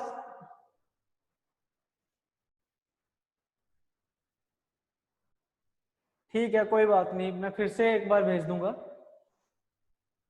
फ्रैक्शंस का टेबल फिर से भेज दूंगा आज मैं, ठीक है। अब एक चीज समझना हो, ठीक है, कि अभी तक हमने क्या करा है, मीनिंग करा है, यूज करा है, और रेशो कैसे बनाते हैं वो देख लिया हमने। अभी जितनी भी मैंने आपको लाइंस लिखवाई है ना, इसके बाहर कुछ नहीं आएगा। इसी तरीके से ही रेशो कभी कभी डायरेक्ट दे देता है कि आपको ये कह देगा कि ए और बी के बीच में रेशो है 2:3। कभी आपको ये बोल देगा, देखो समझना आप कैसे लाइन होती है। इस तरीके से कोई एक एग्जांपल लेके चलते हैं, मान लो टाइम एंड डिस्टेंस की एग्जांपल लेके चलते हैं, ठीक है। आपको ये कह देगा the ratio between speed of A and speed of B is 2:3। इस तरीके से लिख सकता है क्वेश्चन, ठीक है। ऐसे भी क्वेश्चन लिख सकता है, ठीक है। या फिर क्या लिख सकता है, 3 times of A's speed is equal to 2 times of B's speed। मतलब दोनों का सेम ही है, इसका भी 2:3 आएगा अगर आप सोल्व करोगे, ठीक है। या फिर ऐसे आ सकता है कि speed of A is 33 1/3% less than speed of b, ऐसे लिख सकता है, ठीक है। या फिर और किस तरीके से लिख सकता है सेम क्वेश्चन को, कि speed of A is 66 2/3% of speed of b, ठीक है। या फिर और क्या लिख देगा आपको कि 50% of a speed is equal to 33 1/3% of b speed. तो भाई देखो 5 तरीके से क्वेश्चन को रिप्रेजेंट कर सकता है वो। पहली लाइन देखो, एक चीज को रिप्रेजेंट करने के उसके पास 5 तरीके हैं, और ये पांचों तरीके मैंने आपको बता दिए, ठीक है, कि किस किस तरीके से लाइंस बन सकती हैं। ये क्वेश्चन जैसे टाइम एंड डिस्टेंस का बना है, सेम क्वेश्चन आपको टाइम एंड वर्क का मिल जाएगा, सेम क्वेश्चन आपको पाइप्स एंड सिस्टम का मिल जाएगा, बोर्ड्स एंड स्ट्रीम का मिल जाएगा, परसेंटेज में आ जाएगा, ठीक है, पार्टनरशिप में आ जाएगा, किसी भी टॉपिक में ऐसी लाइंस आपको देखने को मिल सकती हैं, ठीक है। तो जो चीज मैंने अभी आपको करवाई है, one of the most important thing in mathematics, तो ये आपको याद करनी है अच्छे तरीके से, और याद कह रहा हूँ सॉरी, अच्छे तरीके से इसकी प्रैक्टिस करनी है, और ये जो फ्रैक्शंस हैं इनको आपने याद करना है, क्योंकि देखो इस पूरे कंसेप्ट का कोई मतलब नहीं रह जाता अगर आपको 66 2/3% की वैल्यू पता ना हो, ठीक है। सोल्व करने लग जाओगे, टाइम वेस्ट होगा, फायदा कोई है नहीं उसका, ठीक है। तो जो अभी हमने करा था वो मैंने लिख दिया, इन सबका आंसर सेम ही होगा। देखो यहाँ पे डायरेक्ट गिवन है, आपको डायरेक्ट गिवन हो सकता है, आपको इस तरीके से गिवन हो सकता है, ऐसे गिवन हो सकता है, आंसर आपको सबके पता चल ही गए होंगे, ठीक है, सेम ही है, ठीक है। अब नेक्स्ट देखो, अब हमने सीखना है कि रेशो को कंबाइन किस प्रकार से किया जाता है।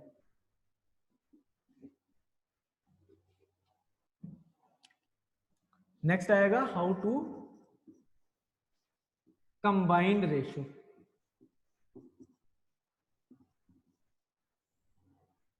अब नेक्स्ट आएगा हाउ टू कंबाइन रेशो, ठीक है।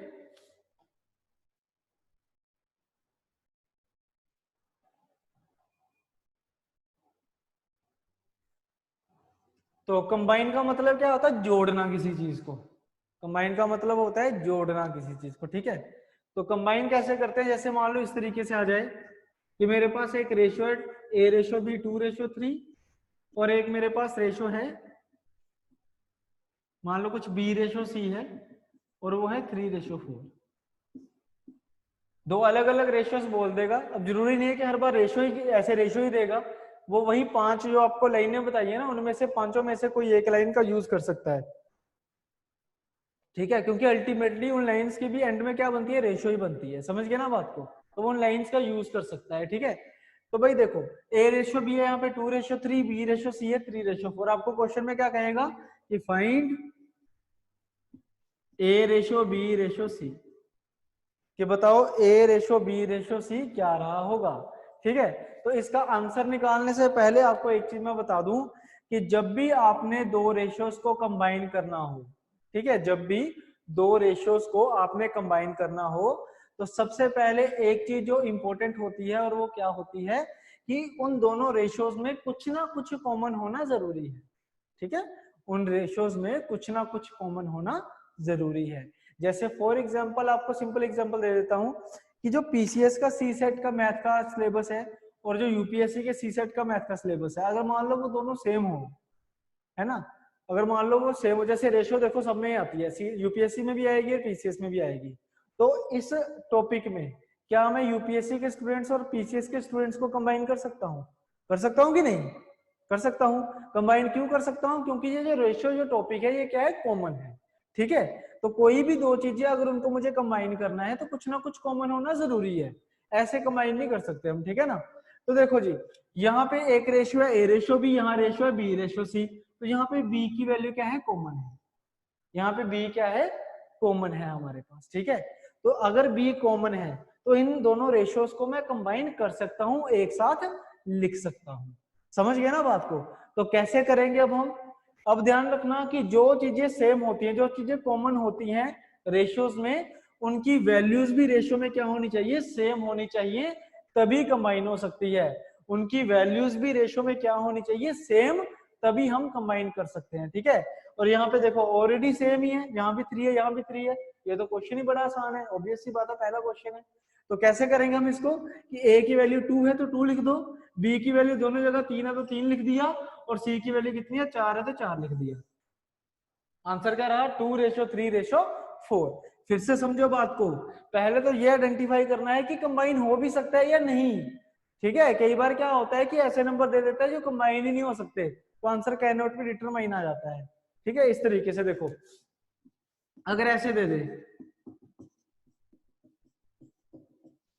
कि बताओ कंबाइन करके A/B/C/D कितना आएगा, तो भाई नहीं निकाल सकते आप, क्योंकि दोनों रेशियोज में कुछ भी कॉमन नहीं है। एक ए और बी का रेशियो है, ए और बी का कंपैरिजन है, और एक सी और डी का कंपैरिजन है।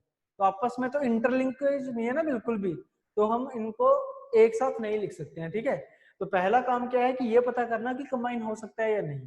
फिर दूसरा काम क्या है कि जो कॉमन वैल्यू है वो रेशियो में भी क्या होना चाहिए, सेम होना चाहिए। तो अगर डायरेक्ट सेम ही है तो डायरेक्ट लिखेंगे 2:3:4। बट इसमें प्रॉब्लम क्या है कि अगर सेम ना हो तो कैसे करना है, मेन हमारा ये है आज का। ठीक है, कि अगर सेम नहीं हो तो किस प्रकार से हम क्वेश्चंस को कर सकते हैं। तो चलिए देखो, मान लो अगर इस तरीके से आ जाए कि A/B है हमारे पास कुछ 3:4 और B/C है हमारे पास कुछ 6:7। ठीक है, और आपको क्या बोल दिया है कि बताओ A/B/C कितना रहा होगा। ठीक है, आपको क्या बोल दिया है कि A/B/C कितना रहा होगा। ठीक है, तो कैसे करना है इस क्वेश्चन को, हमने सुनना ध्यान से। अब सबसे पहले तो ये पता होना चाहिए कि क्या रेशियो कंबाइन हो सकता है। ठीक है, तो मैंने देखा कि यहाँ पे बी की वैल्यू, यहाँ भी बी की वैल्यू, तो हाँ जी भाई रेशियो कंबाइन हो सकता है। फिर मुझे क्या देखना है कि ये जो कॉमन वैल्यूज हैं ये रेशियो में भी क्या होनी चाहिए, सेम। ये जो कॉमन वैल्यूज हैं ये रेशियो में भी क्या होनी चाहिए जी, सेम होनी चाहिए। तो मुझे इनको सेम करना है ना। ठीक है, तो सेम कैसे करेंगे, ठीक है, दो तरीके। एक तो आपको जा तो एलसीएम से कर लो, जा तो आप देखो 4 और 6 का एलसीएम लो, कितना बनता है 4 और 6 का एलसीएम 12। 12 एक ऐसा नंबर है जो 6 के टेबल में भी आता है, 12 में भी, 4 में भी आता है ना। तो जाओ तो एलसीएम ले लो, 12 आएगा तो 12 बनाने के लिए इंटू 3, 12 बनाने के लिए इंटू 2। या तो ऐसे सेम कर लो, या फिर अपने मन से कोई भी नंबर सोच लो, मल्टीप्लाई करवाना है इन दोनों नंबर्स को, बस बराबर हो जाना चाहिए। ठीक है, इन दोनों को बराबर करना है, जिस मर्जी नंबर से मल्टीप्लाई कर दो, आपकी मर्जी है, मुझे कोई फर्क नहीं पड़ता उससे। ठीक है, तो यहाँ पे मैंने 3 से मल्टीप्लाई किया, यहाँ 2 से मल्टीप्लाई किया।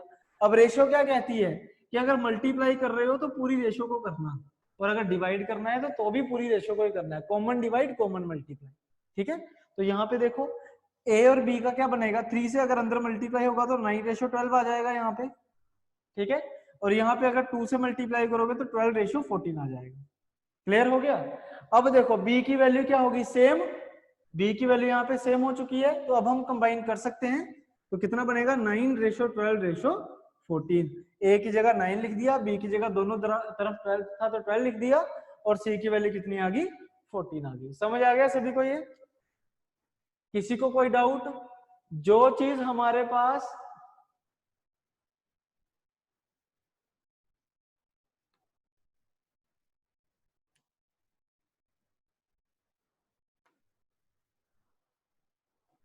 ठीक है, मैं एक बार फिर से इसको रिपीट करता हूं। ठीक है, क्वेश्चन को, पर ये वाला क्वेश्चन रिपीट नहीं करूंगा, नया क्वेश्चन कराऊंगा। ठीक है,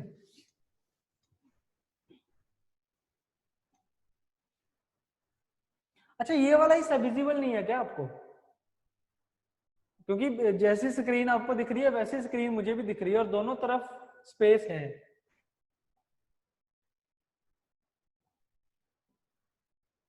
ना, दोनों तरफ स्पेस है। देखो दिख रहा है मुझे, ये देखो ना, यहां तक है, यहां तक, मतलब 3-3 इंचेस बाहर तक स्पेस है इसकी। आप कह रहे हो कि राइट साइड में ना लिखो, मेरे आगे भी देखो स्क्रीन लगी हुई है, जो मैं यहाँ पे ये जो बोर्ड का है ना वो मुझे भी दिख रहा है सारा का सारा, जैसे रूम आपने ओपन करा हुआ है मैंने भी वैसे ही ओपन करा हुआ है। ठीक है, हाँ लैंडस्केप मोड में करके देखो, दिख जाएगा, विजिबल हो जाएगा आपको सारा। फुल स्क्रीन कर लो। ठीक है, चलिए देखो एक और क्वेश्चन देखते हैं। मान लो A/B है हमारे पास कुछ 5:9, और B/C है कुछ मान लो 15:16। ठीक है, और आपको क्या बोल दिया है कि बताओ A/B/C कितना रहा होगा। अब B कॉमन है तो रेशियो बन सकता है ना। तो मुझे क्या करना है, जो B की वैल्यू यहाँ पे 9 और यहाँ पे 15 है, इन दोनों को मुझे बराबर करना है। और बराबर करने के लिए किसी भी नंबर से मल्टीप्लाई कर दो, बस दोनों नंबर बराबर हो जाने चाहिए। ठीक है, तो मैं कह रहा हूं कि क्या होता है कि एलसीएम से ऐसे क्वेश्चन निकाले जाते हैं। अगर आप 9 और 15 का एलसीएम देखो तो 45 बनता है ना। 9 और 15 का, 9 और 15 के टेबल में 45 एक ऐसा नंबर है जो दोनों के टेबल में आता है, तो 45 बना दो दोनों को। 45 कैसे बनाएंगे, 9 इंटू 5 और ये 15 इंटू 3, ऐसे बनेगा ना। तो उसके बाद हमने क्या करना होता है कि अगर आप 5 से इसको मल्टीप्लाई कर रहे हो तो पूरी रेशियो को मल्टीप्लाई करो बच्चे, ठीक है। तो अगर पूरी रेशियो को करोगे तो 5 इंटू 5 ए की वैल्यू आ जाएगी 25, ठीक है। 9 इंटू 5 बी की वैल्यू आ जाएगी 45, जहां भी बी की वैल्यू कितनी है 45 और सी की वैल्यू 3 इंटू 16 कितनी हो जाएगी 48। तो आंसर आएगा 25:45:48। अब समझ आ गया? हाँ जी, अब समझ आ गया सभी को जी?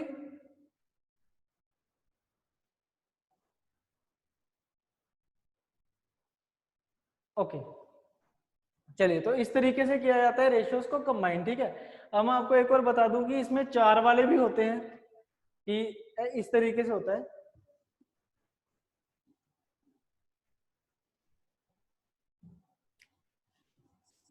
A/B मान लो कुछ 1:2 है इस तरीके से, B/3 है मान लो 3:4 और C/D है मान लो 5:6।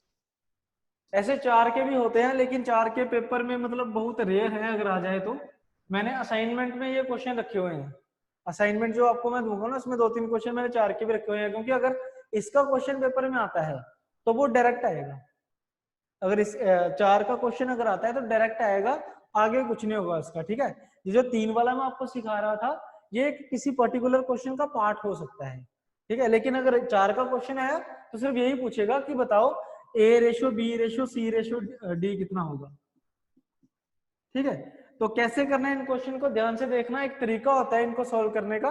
उससे खैर आप 3 का भी सॉल्व कर सकते हो वैसे, लेकिन 3 का मल्टीप्लाई से ज्यादा बढ़िया रहता है, ओरली हो जाता है। इसको कैसे करेंगे, देखो ए और बी की वैल्यू 1:2 है तो ऐसे लिख लिया मैंने, ध्यान से देख लो कैसे लिख रहा हूँ, ठीक है।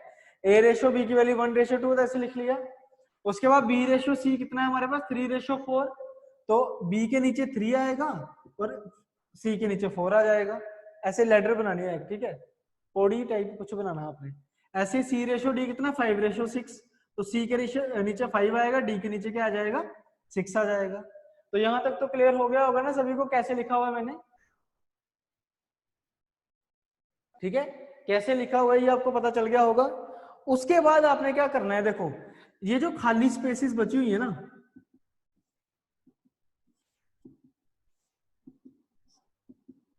अब देखो जो जो खाली स्पेसेस बची हुई है इनको फिल करना है।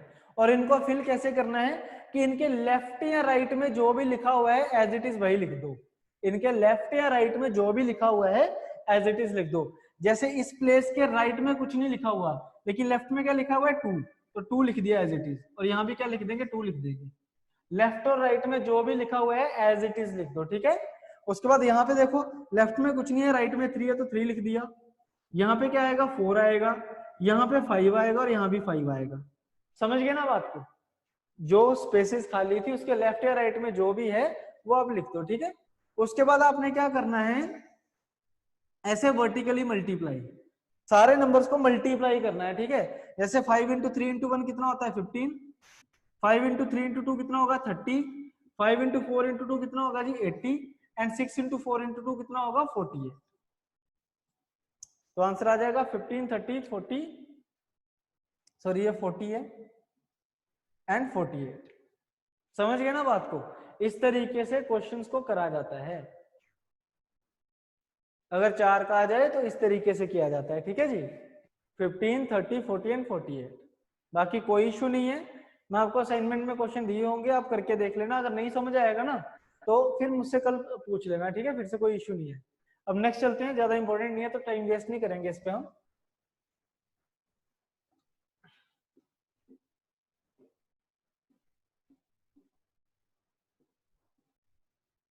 अच्छा, मुझे एक बात कमेंट करके बताना जरा कि कॉपी पेन लेके बैठे हुए हो क्या? कॉपी पेन लेके बैठे हुए सारे? अच्छी बात है। तो जो कॉपी पेन लेके नहीं बैठा हुआ है नेक्स्ट क्लास से बैठ जाना, ठीक है। क्योंकि मैं ज्यादा क्वेश्चन लिखूंगा नहीं, मैं डिक्टेट करने वाला हूँ। अब एक क्वेश्चन लिखो सारे, 2 कॉपीज 2 पेन, वेरी गुड। चलो एक क्वेश्चन लिखो सारे के सारे। कॉपी पेन ओपन कर लो और एक क्वेश्चन लिखना सभी ने। लिखो a is 16 2/3%, a is 16 2/3%, a is 16 2/3% more than b,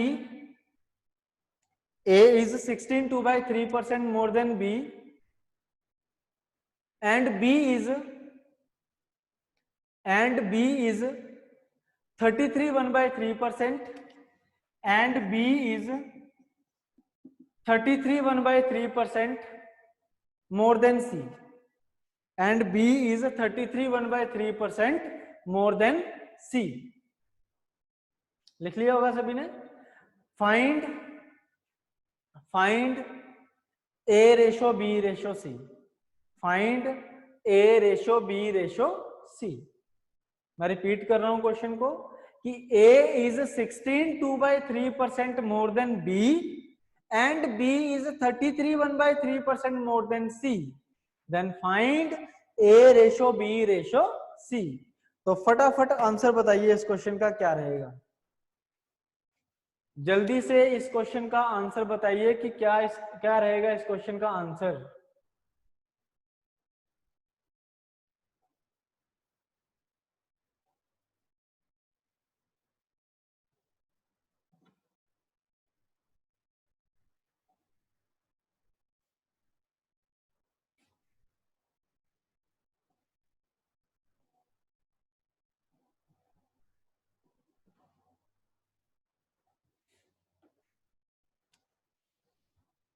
मैं चाहता था कि सभी सही आंसर दें, लेकिन अभी तक 2-3 सही आंसर के अलावा कुछ नहीं आया, सारे गलत हैं आपके। जितने भी आप आंसर दे रहे हो ना लगभग सबके गलत हैं, 4-5 लोगों को छोड़ के। अब 6-7 हो गए टोटल।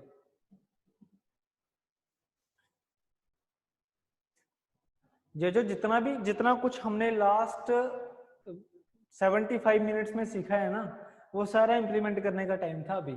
ठीक है, पहली लाइन में बोला था कि भाई ए जो है वो 16 2/3% ज्यादा है किससे, बी से। तो 16 2/3% होता है 1/6, रेशो क्या बनेगी 7:6। ठीक है, प्रैक्टिस साथ साथ अच्छे तरीके से कर लिया करो। मैं अभी भी कह रहा हूं कि ध्यान से कान खोल के सुना करो चीजों को।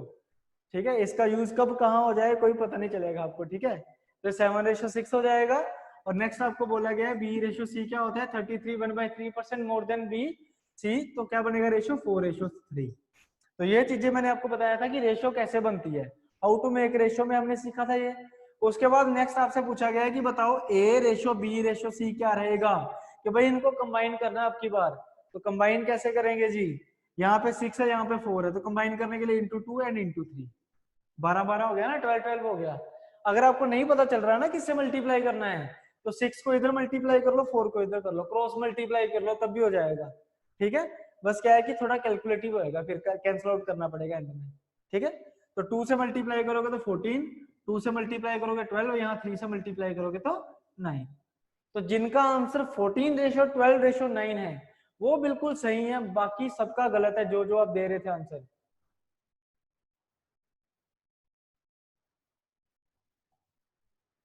तजिद ध्रुव थोड़ा ध्यान से देखो, 28 24 9 कैसे होगा। अगर आप 4 और 6 से भी मल्टीप्लाई कर रहे हो तो 9 की जगह पे 18 रहेगा, बाद में कैंसिल करके 9 बनेगा वो। इंद्र बेटा अब क्या एक्सप्लेन करूं मैं, बताओ ना, मैं क्या एक्सप्लेन करूं इसमें, आप खुद बताओ। ये चीजें आपको मैंने अभी करवाई हैं, अभी 75 मिनट पहले, कुछ नया तो इसमें है ही नहीं ना इसमें। देखो उसने क्या बोला है कि a is 16 2/3% more than b and b is 33 1/3% more than c।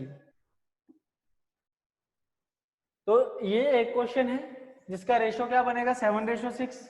ये एक क्वेश्चन होगा जिसका रेशो क्या बनेगा जी 4:3। ठीक है, पहले मैं आपको सिर्फ इतने इतने क्वेश्चन करवा रहा था छोटे छोटे, की प्रैक्टिस हो जाएगी आपकी। ठीक है, हाँ, रूपिका का क्वेश्चन है कि सर 7:6 कैसे बनेगा फर्स्ट फ्रैक्शन का।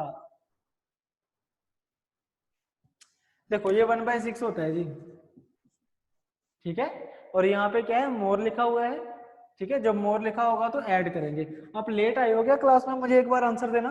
रूपिका लेट आए हो क्या क्लास में?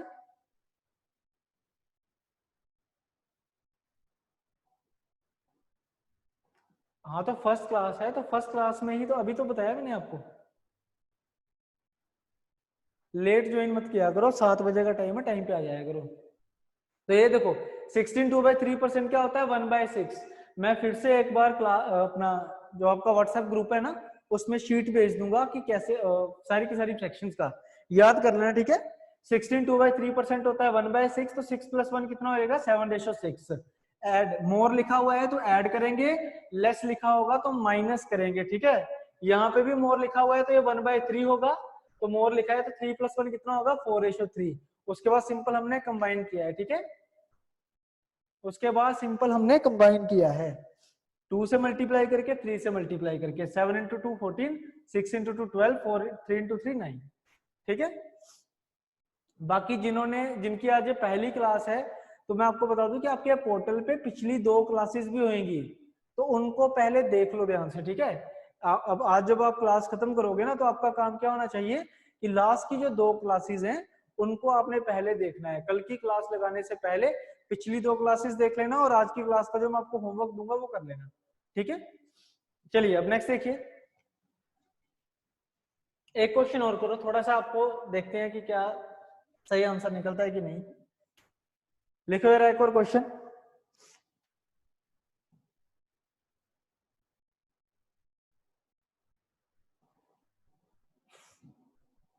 कोई बात नहीं, प्रैक्टिस करवा रहा हूँ, नई चीज नहीं बताऊंगा मैं, कोई भी प्रैक्टिस तो करवा दूं थोड़ी सी। चलिए नेक्स्ट देखिए, लिखो एक question. A is 12 1/2%. A is 12 1/2% more than B. A is 12 1/2% more than B. A is 12 1/2% more than B, लिख लिया। उसके बाद आएगा B is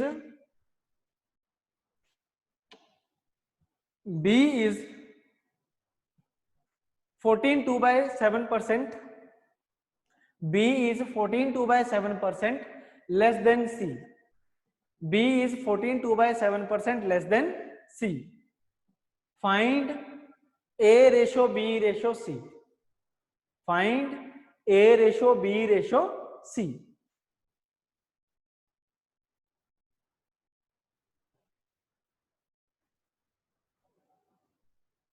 जल्दी से इसका आंसर बताइए।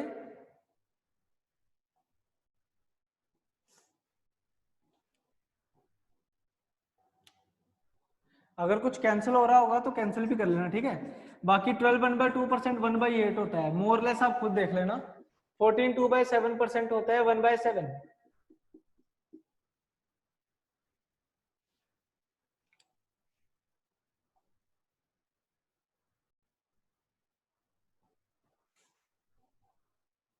अभी भी आंसर थोड़े अलग अलग आ रहे हैं तो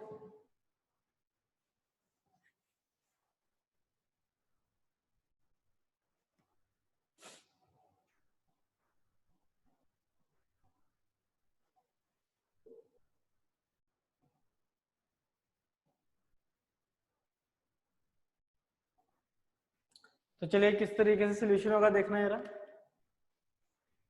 पहली लाइन में था A is 12 1/2% more than B। जो A है वो 12 1/2% ज्यादा है किससे B से। तो 1/8 ज्यादा है, तो 1/8 अगर ज्यादा होगा तो रेशियो बनेगा 9/8। ऐसे B और C की बात करें तो 14 2/7% क्या है लेस है, तो कम होगा तो रेशियो बनेगा 6/7, ये बनेगा ना।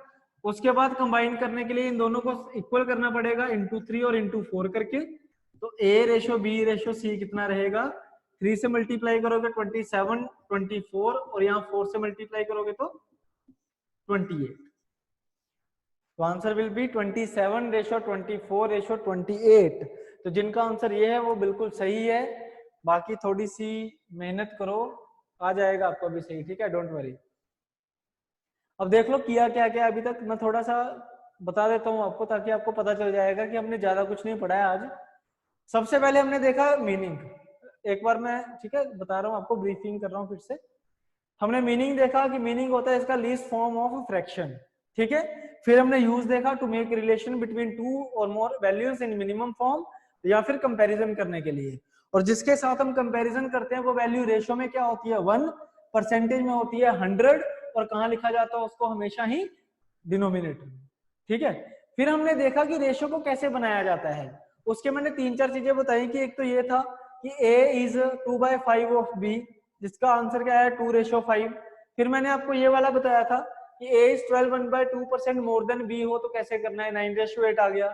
फिर मैंने आपको बताया था कि a is 8 is 14 2/7% less than c, तो वो 1/7 होगा तो 6/7 हो जाएगा। मतलब मोर लिखा हो तो प्लस करेंगे, लेस लिखा है तो माइनस करेंगे। फिर मैंने नेक्स्ट आपको बताया कि जब भी कोई दो चीजें इक्वल होती हैं तो उनका रेशो हमेशा क्या होता है, रेसिप्रोकल होता है। यही है ना, यही चीजें बताई थी। और उसके बाद मैंने आपको सिखाया कि रेशो को कंबाइन कैसे करते हैं। उसके बाद हमने देखा था कि रेशो को कंबाइन किस प्रकार से किया जाता है, जो कॉमन वैल्यूज है उनको इक्वल करके एज इट इज लिख दो। तो ये चीजें अभी हमने करी है पिछले 1.5 घंटे में।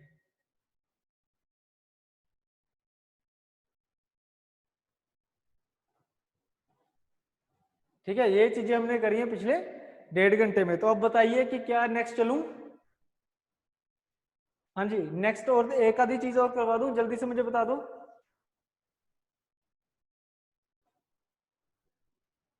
वोट कर लेते हैं ना। प्रैक्टिस के लिए मैं आपको दे दूंगा, ठीक है। देखो अभी जितने आपने करा है ना, इससे तो ज्यादा से ज्यादा असाइनमेंट में आपको 10 क्वेश्चन मिलेंगे, क्योंकि बेसिक है बिल्कुल। हाँ बिल्कुल, एडिशन करा देता हूँ, ठीक है। एक चीज और करा देता हूँ, एडिशन बड़ा सिंपल होगा, मुश्किल कुछ नहीं होगा उसमें। एक चीज और कर लो, एडिशन 15 मिनट और बस, ठीक है।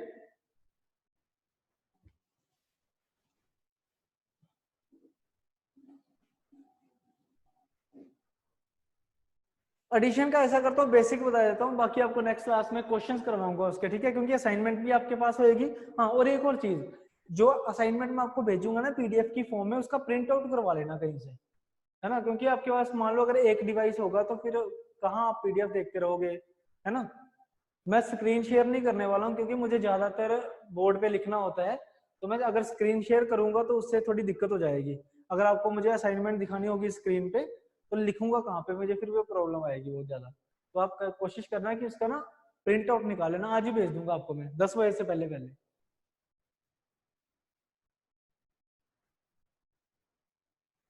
पहली जो 2 क्लासेस हुई थी ना, उसमें मैंने कोई भी आपको शीट नहीं दी थी, क्योंकि बेसिक चीजें याद करने वाली थी, जो आप में से आधे लोगों ने नहीं करी है। पहली बात तो ये है, ठीक है। आज पहला टॉपिक था तो इसलिए इसकी शीट दे दूंगा मैं आपको। चलिए देखो जी, एडिशन ऑफ रेशो।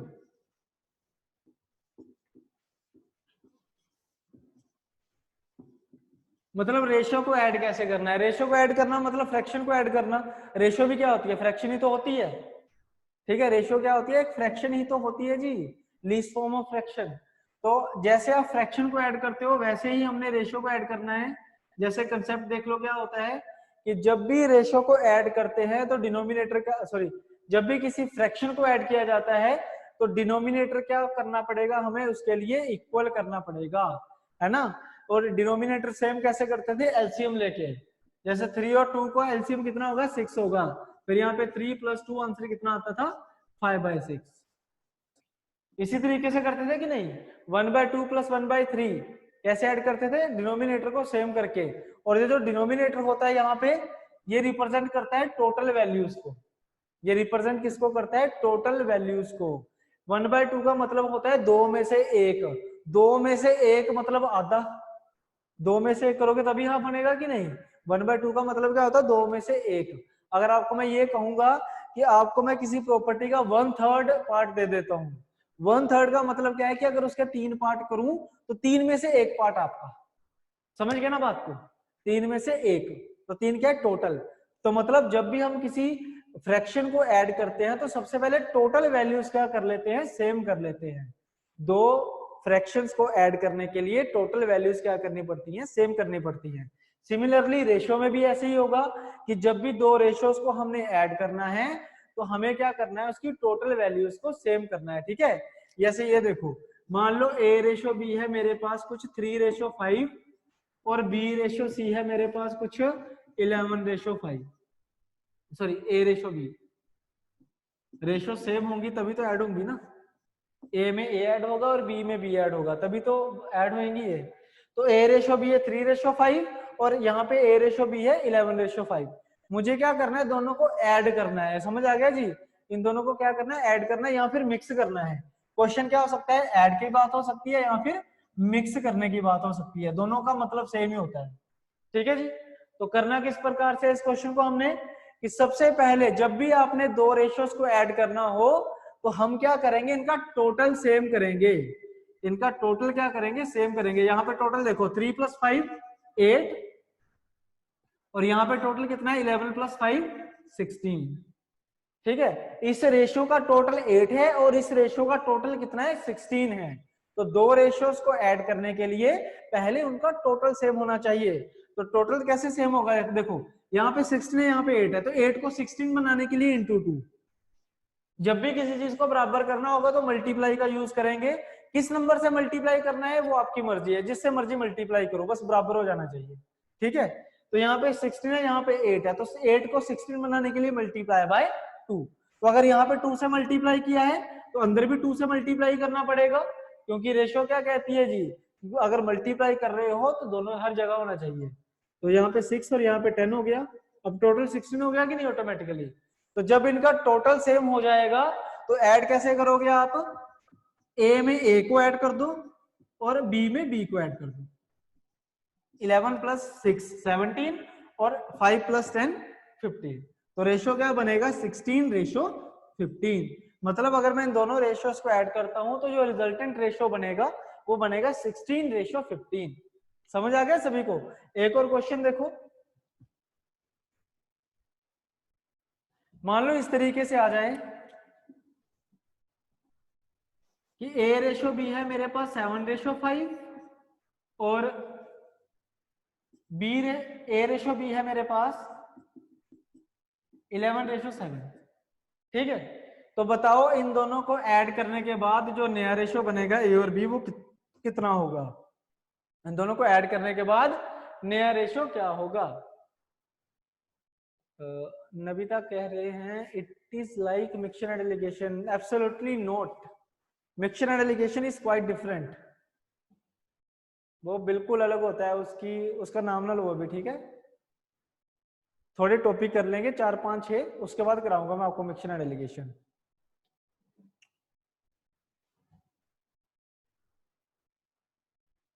इसका आंसर बताओ फटाफट क्या होगा। मुझे नहीं पता इसका आंसर क्या होगा, मैंने सोल्व नहीं किया अभी इसको, और ना ही मैं माइंड में इसको सोल्व करने की कोशिश कर रहा हूं। जल्दी से बता दो क्या आंसर होगा इसका। तो 43:29 सारे लोग बता रहे हैं, चलो देखते हैं। इसका टोटल बनेगा 12 और इसका टोटल बन रहा है 18। तो मुझे इनको बराबर करना है पहले। बराबर करने के लिए इंटू 3 करेंगे, यहाँ पे इंटू 2 होगा, तो बन जाएगा ये 22:14 और ये बन जाएगा 21:15। उसके बाद जब ये बराबर हो जाएंगे ना तो फिर सिंपल ए में ए को ऐड कर लो और बी में बी को ऐड कर लो, तो आंसर आएगा 43:29। तो बिल्कुल सही है, जिनका आंसर 43:29 है वो बिल्कुल सही है, यही आंसर होने वाला है इनका। Very good. तो देखो जी, अभी मैं इसके क्वेश्चन नहीं करवा रहा हूँ क्योंकि इसके क्वेश्चन थोड़े से डिफरेंट होते हैं, ठीक है। असाइनमेंट में आपको प्रोवाइड करवा देता हूँ, कल मैं भी असाइनमेंट लेके आऊंगा ताकि हम दोनों के बीच, हम सबके बीच कोऑर्डिनेशन बनी रहे, ठीक है। तो इसको आप अच्छे से कर लेना जो भी मैंने आज आपको करवाया है। मेन चीज मैं आपको बता दूं, जो असाइनमेंट में आपको भेजूंगा उसके 1 से लेके 12 तक क्वेश्चन करने हैं आपने। फर्स्ट 12 क्वेश्चन, ज्यादा नहीं पढ़ना, पहले 12 क्वेश्चन कर लेने हैं। और जो मैं आपको एक और फोटो वगैरह भेजूंगा उसकी फ्रैक्शंस की, फ्रैक्शन सारे के सारे याद कर लेना, ठीक है। फ्रैक्शन सारे के सारे याद कर लेना। Last shouldn't be 17। तो हाँ ठीक है ठीक है, 11+6 17, ठीक है कोई इशू नहीं। हाँ बिल्कुल सही है, 11+6 कितना हो गया 17 हो गया।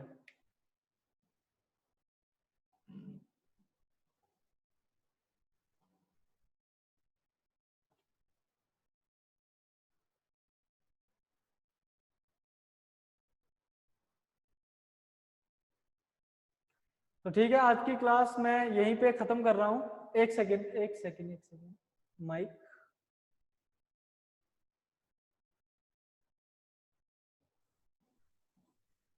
Hello, good morning sir. हाँ, गुड मॉर्निंग। सर आपने ये जो भी करवाया था सर, ये बोर्ड विजिबल हो सकता है? हेलो, क्या चीज? हेलो सर, बोर्ड विजिबल हो सकता है? वो आपको दिखाई नहीं दे रहा था क्या? हाँ सर, अब दिख रहा है। कौन सी हेलो। चीज है जो 17:15? सर जैसे, हेलो हाँ जी, बोलो बोलो, सुन रहा हूँ मैं। सर, बोर्ड विजिबल, हाँ सर, जैसे आपने यहाँ पे सर बोर्ड बार बार जा रहा है सर। मैं समझ नहीं पा रहा हूँ आपको, आप क्या कह रहे हो? बोर्ड विजिबल नहीं है क्या? हाँ सर, अब ठीक है। सर जैसे आपने ये वाला भी क्वेश्चन करवाया है, इसमें सर 3:5 और 11:5 वाला। हाँ सर और हमें इसको सेम करने के लिए यहाँ पे ऐड किया तो 8 आ गया, इससे ऐड किया तो 16 आ गया। इनको सेम करने के लिए सर आपने यहाँ पे a:b जहाँ पे 3:5 है उधर 2 के साथ मल्टीप्लाई कर दिया। हाँ जी, 2 को तो ये मल्टीप्लाई किया। 6 जी सर, ये हाँ 6:10 आ गया सर। इधर 11:5 को तो किया नहीं। देखो, ये चीज है ना, यहाँ पे 11:5 मतलब a की वैल्यू 11 है, b की वैल्यू 5 है, और यहाँ पे देखो a की वैल्यू आ गई 6 और b की आ गई 10। तो जब मुझे ऐड करना है तो मैं ऐड कैसे करूंगा? 11 a के साथ a को ऐड करूंगा, 11 + 6 17, और b के साथ b को ऐड करूंगा, 5 + 10 15। लेकिन सर सेकंड में तो आपने किया हुआ है उधर मल्टीप्लाई। उसमें भी सेकंड सेम ही क्वेश्चन देखो, मल्टीप्लाई करके मैंने इक्वल कर दिया, और उसके बाद a के साथ a को ऐड किया है 21 + 22, और b के साथ b को ऐड किया 14 + 15 29। सर माय क्वेश्चन इज कि जो आपने फर्स्ट करवाया उसमें 11:5 है, उसको तो मल्टीप्लाई किया नहीं, वो तो एज इट इज रहने दिया। लेकिन जो हाँ सेकंड आपने बिल्कुल, मैं करवाया उसमें समझ गया मैं आपकी बात। अभी बताता हूँ मैं आपको, मैं आपको म्यूट कर रहा हूँ, ठीक है? आप म्यूट कर लेना अपने आप को, एक सेकंड। पता क्या हुआ, ये देखो, आप ये कह रहे हो कि यहाँ पे दोनों जगह मल्टीप्लाई किया, लेकिन यहाँ पे सिर्फ यहाँ मल्टीप्लाई किया, यहाँ क्यों नहीं किया? देखो पता क्या होता है कि यहाँ पे देखो ये 16 है, यहाँ पे 8 है, तो 8 और 16 को इक्वल करने के लिए मैं सिर्फ यहाँ पे अगर मल्टीप्लाई करता हूँ 2 से, तो ये 16 बन गया कि नहीं? ये तो डायरेक्टली 16 बन गया, तो यहाँ कुछ मल्टीप्लाई करने की जरूरत नहीं पड़ी, बराबर करना था ना। तो यहाँ पे सिर्फ 2 से मल्टीप्लाई करके ये बराबर हो गया, लेकिन यहाँ पे ऐसा कुछ नहीं है। 12 और 18 को अगर बराबर करना है तो सिर्फ इसको मल्टीप्लाई करके बराबर नहीं किया जा सकता, तो इसलिए मैंने इसको 3 से मल्टीप्लाई किया और इसको 2 से मल्टीप्लाई किया। तो मैं आपको यही कह रहा था कि जिस मर्जी नंबर से आप मल्टीप्लाई करो, चाहे ना करो मल्टीप्लाई, मुझे बराबर चाहिए, जैसे मर्जी हो जाए, ठीक है? करना मल्टीप्लाई है, प्लस माइनस करके मत करना। आप समझ आया क्या कह रहा था मैं? हाँ जी नेहा, आप समझ आ गया आपको?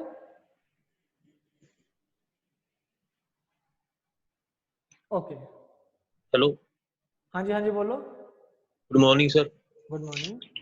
ਸਰ ਇਹਦੇ ਵਿੱਚ ਜਿਹੜਾ ਆਪਾਂ ਨੂੰ ਮਤਲਬ ਆਨਸਰ ਗਿਵਨ ਹੋਊਗਾ ਜੀ, ਉਹ ਆਪਣਾ ਮਤਲਬ ਵੱਡੀ ਤੋਂ ਵੱਡੀ ਵੈਲਿਊ ਹੋ ਸਕਦੀ ਹੈ ਕਿ ਉਹ ਹਮੇਸ਼ਾ ਲੀਸਟ 'ਚ ਹੀ ਹੋਊਗਾ ਜੀ? हाँ, अगर ਤੁਹਾਨੂੰ ਆਨਸਰ ਪੁੱਛਿਆ ਹੋਏਗਾ ਨਾ ਉਹਨਾਂ ਨੇ, तो हमेशा लीस्ट फॉर्म 'ਚ ਹੋਏਗਾ। अगर रेशो ਪੁੱਛੀ ਹੋਈ ਹੈ ਤਾਂ ਉਹ ਹਮੇਸ਼ਾ ਲੀਸਟ ਫॉर्म 'ਚ ਹੀ ਹੋਏਗੀ, ਤੁਹਾਨੂੰ ਗਿਵਨ ਹੋਗੀ। ਠੀਕ ਹੈ ਜੀ, ਜਿਵੇਂ ਆਪਾਂ ਪਿਛਲਾ ਮਤਲਬ ਲਾਸਟ ਸਮ ਕਰਿਆ ਸੀਗਾ ਜੀ 54 ਰੇਸ਼ੋ ਵਾਲਾ, ਉਹ ਮੈਂ ਸਿੱਧਾ ਮਤਲਬ ਕੱਟਿਆ ਨਹੀਂ ਹੈਗਾ, ਉਹਦਾ ਆਨਸਰ ਜਦੋਂ ਮੈਂ ਬਾਅਦ ਚੋਂ ਕਰਿਆ ਉਹ ਸੇਮ ਨਿਕਲਦਾ ਸੀਗਾ ਜੀ। हाँ, ਤੇ मैं ਉਹ देख रहा ਹਮੇਸ਼ਾ ਸੀਗਾ ਤੁਹਾਡਾ ਆਨਸਰ, ਕੋਈ ਇਸ਼ੂ ਨਹੀਂ ਹੈ, ਦੇਖ ਰਿਹਾ ਸੀਗਾ। और डिवाइड कर लेना, ਜਦੋਂ देखो पता की है, अगर ਤੁਸੀਂ ਲੀਸਟ ਫॉर्म ਨਾਲ ਮਲਟੀਪਲਾਈ ਕਰੋਗੇ ਨਾ, ਇਹਨਾਂ ਨੰਬਰਾਂ ਨਾਲ ਮਲਟੀਪਲਾਈ ਕਰੋਗੇ ਤਾਂ ਆਨਸਰ ਤੁਹਾਡਾ ਛੋਟਾ ਹੀ ਆਊਗਾ। ਲੇਕਿਨ ਅਗਰ ਤੁਸੀਂ ਕ੍ਰੋਸ ਮਲਟੀਪਲਾਈ ਕਰਦੇ ਹੋ ਤਾਂ ਫਿਰ ਤੁਹਾਨੂੰ ਅੱਗੇ ਹੋਰ ਕੱਟਣਾ ਪਊਗਾ ਉਹਨਾਂ ਨੂੰ ਆਨਸਰ ਕੱਢਣ ਲਈ, ठीक है? ਹਾਂਜੀ ਹਾਂਜੀ ਹਾਂਜੀ ਹਾਂਜੀ, ठीक है सर, ठीक है, थैंक यू। तो ठीक है, मैं यहीं पे क्लास को खत्म करता हूँ अभी, ठीक है? तो जो काम दिया है कल वो करके आना, उसमें तो सर, नेक्स्ट क्लास आगे कंटिन्यू करेंगे। हाँ जी, कहिए। सर आपने एक क्वेश्चन करवाया था जिसमें आपने लिखाया था half of A is equals to half of B is equals to half of C. तो सर उसमें आपने बना दिया था, सर एम आई ऑडिबल? हाँ जी, हाँ जी, मैं सुन रहा हूँ, आप करो, बोलते रहो। जी सर। सर आपने लिखा था half of A is equals to half of B is equals to half of C. तो सर इसका जब हम रेशियो को मतलब इन्वर्स करेंगे तो ये 2:3:4 बन जाएगा। सर ये आपने लिखा है, सर ऐसा नहीं बनेगा 2a is equals to 3b is equals to 4c? No no no, देखो क्वेश्चन पता क्या था, पहले क्वेश्चन फिर से देख लो क्या लिखवाया था मैंने लिखवाया था half of A is equal to 1/3 of B is equal to 1/4 of C, यही लिखवाया था ना? Yes sir.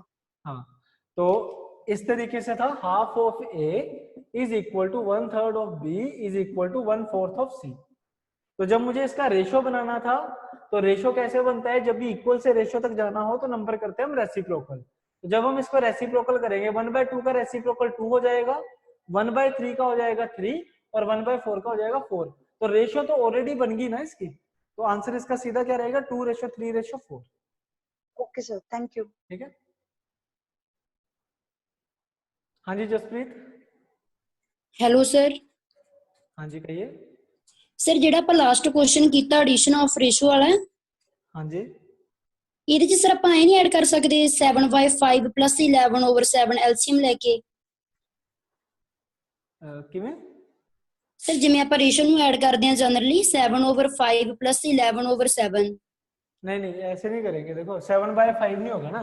देखो 7:5 का मतलब क्या होता है, यहाँ पे वैल्यूज गिवन है, ए की वैल्यू 7 है और बी की वैल्यू 5 है, मतलब हाँ ए के पास 7 हिस्से हैं आउट ऑफ 12, टोटल 12 है ना, और बी के हाँ जी। पास 5 हिस्से हैं ओवर 12, ये एक्चुअल में। और यहाँ पे ए और बी में क्या है कि ए के पास 11 आउट ऑफ 18 और बी के पास 7 आउट ऑफ 18। अब जब आप ऐड करोगे तो इन दोनों को ऐड करोगे पहले, फिर इन दोनों को ऐड करोगे, तो आंसर वही रहेगा इसका। ਫਿਰ बेस ਸਰ ਉਹ ਦੂਸਰਾ ਮੈਥਡ ਆਪਾਂ ਕਦੋਂ ਅਪਲਾਈ ਕਰਦੇ ਹਾਂ ਵੀ ਜਦੋਂ ਆਪਾਂ ਇਸ ਤਰ੍ਹਾਂ ਐਡ ਕਰ ਸਕਦੇ ਹਾਂ ਐਲਸੀਐਮ ਲੈ ਕੇ? देखो बच्चे एलसीएम ही लिया है, देखो यहाँ भी आपने एलसीएम ही लेना था 12 और 18 का, देखो ऐड करने के लिए ए को ए के साथ ऐड करना है, तो 12 और 18 का एलसीएम लोगे ना, तो 36 आएगा, देखो 36 आएगा, फिर हाँ इंटू जी। 3 करोगे यहाँ पे और यहाँ पे इंटू 2 करोगे, तो वही इंटू 3 और इंटू 2 मैंने यहाँ कराया है, देखो इंटू 3 और इंटू 2, ਓਕੇ ਓਕੇ ਓਕੇ हाँ ਸਰ। वही चीज है same, okay sir, thank you. Representation थोड़ी अलग है बस। ठीक है, तो ओके मिलते हैं नेक्स्ट क्लास में फिर, थैंक यू वेरी मच।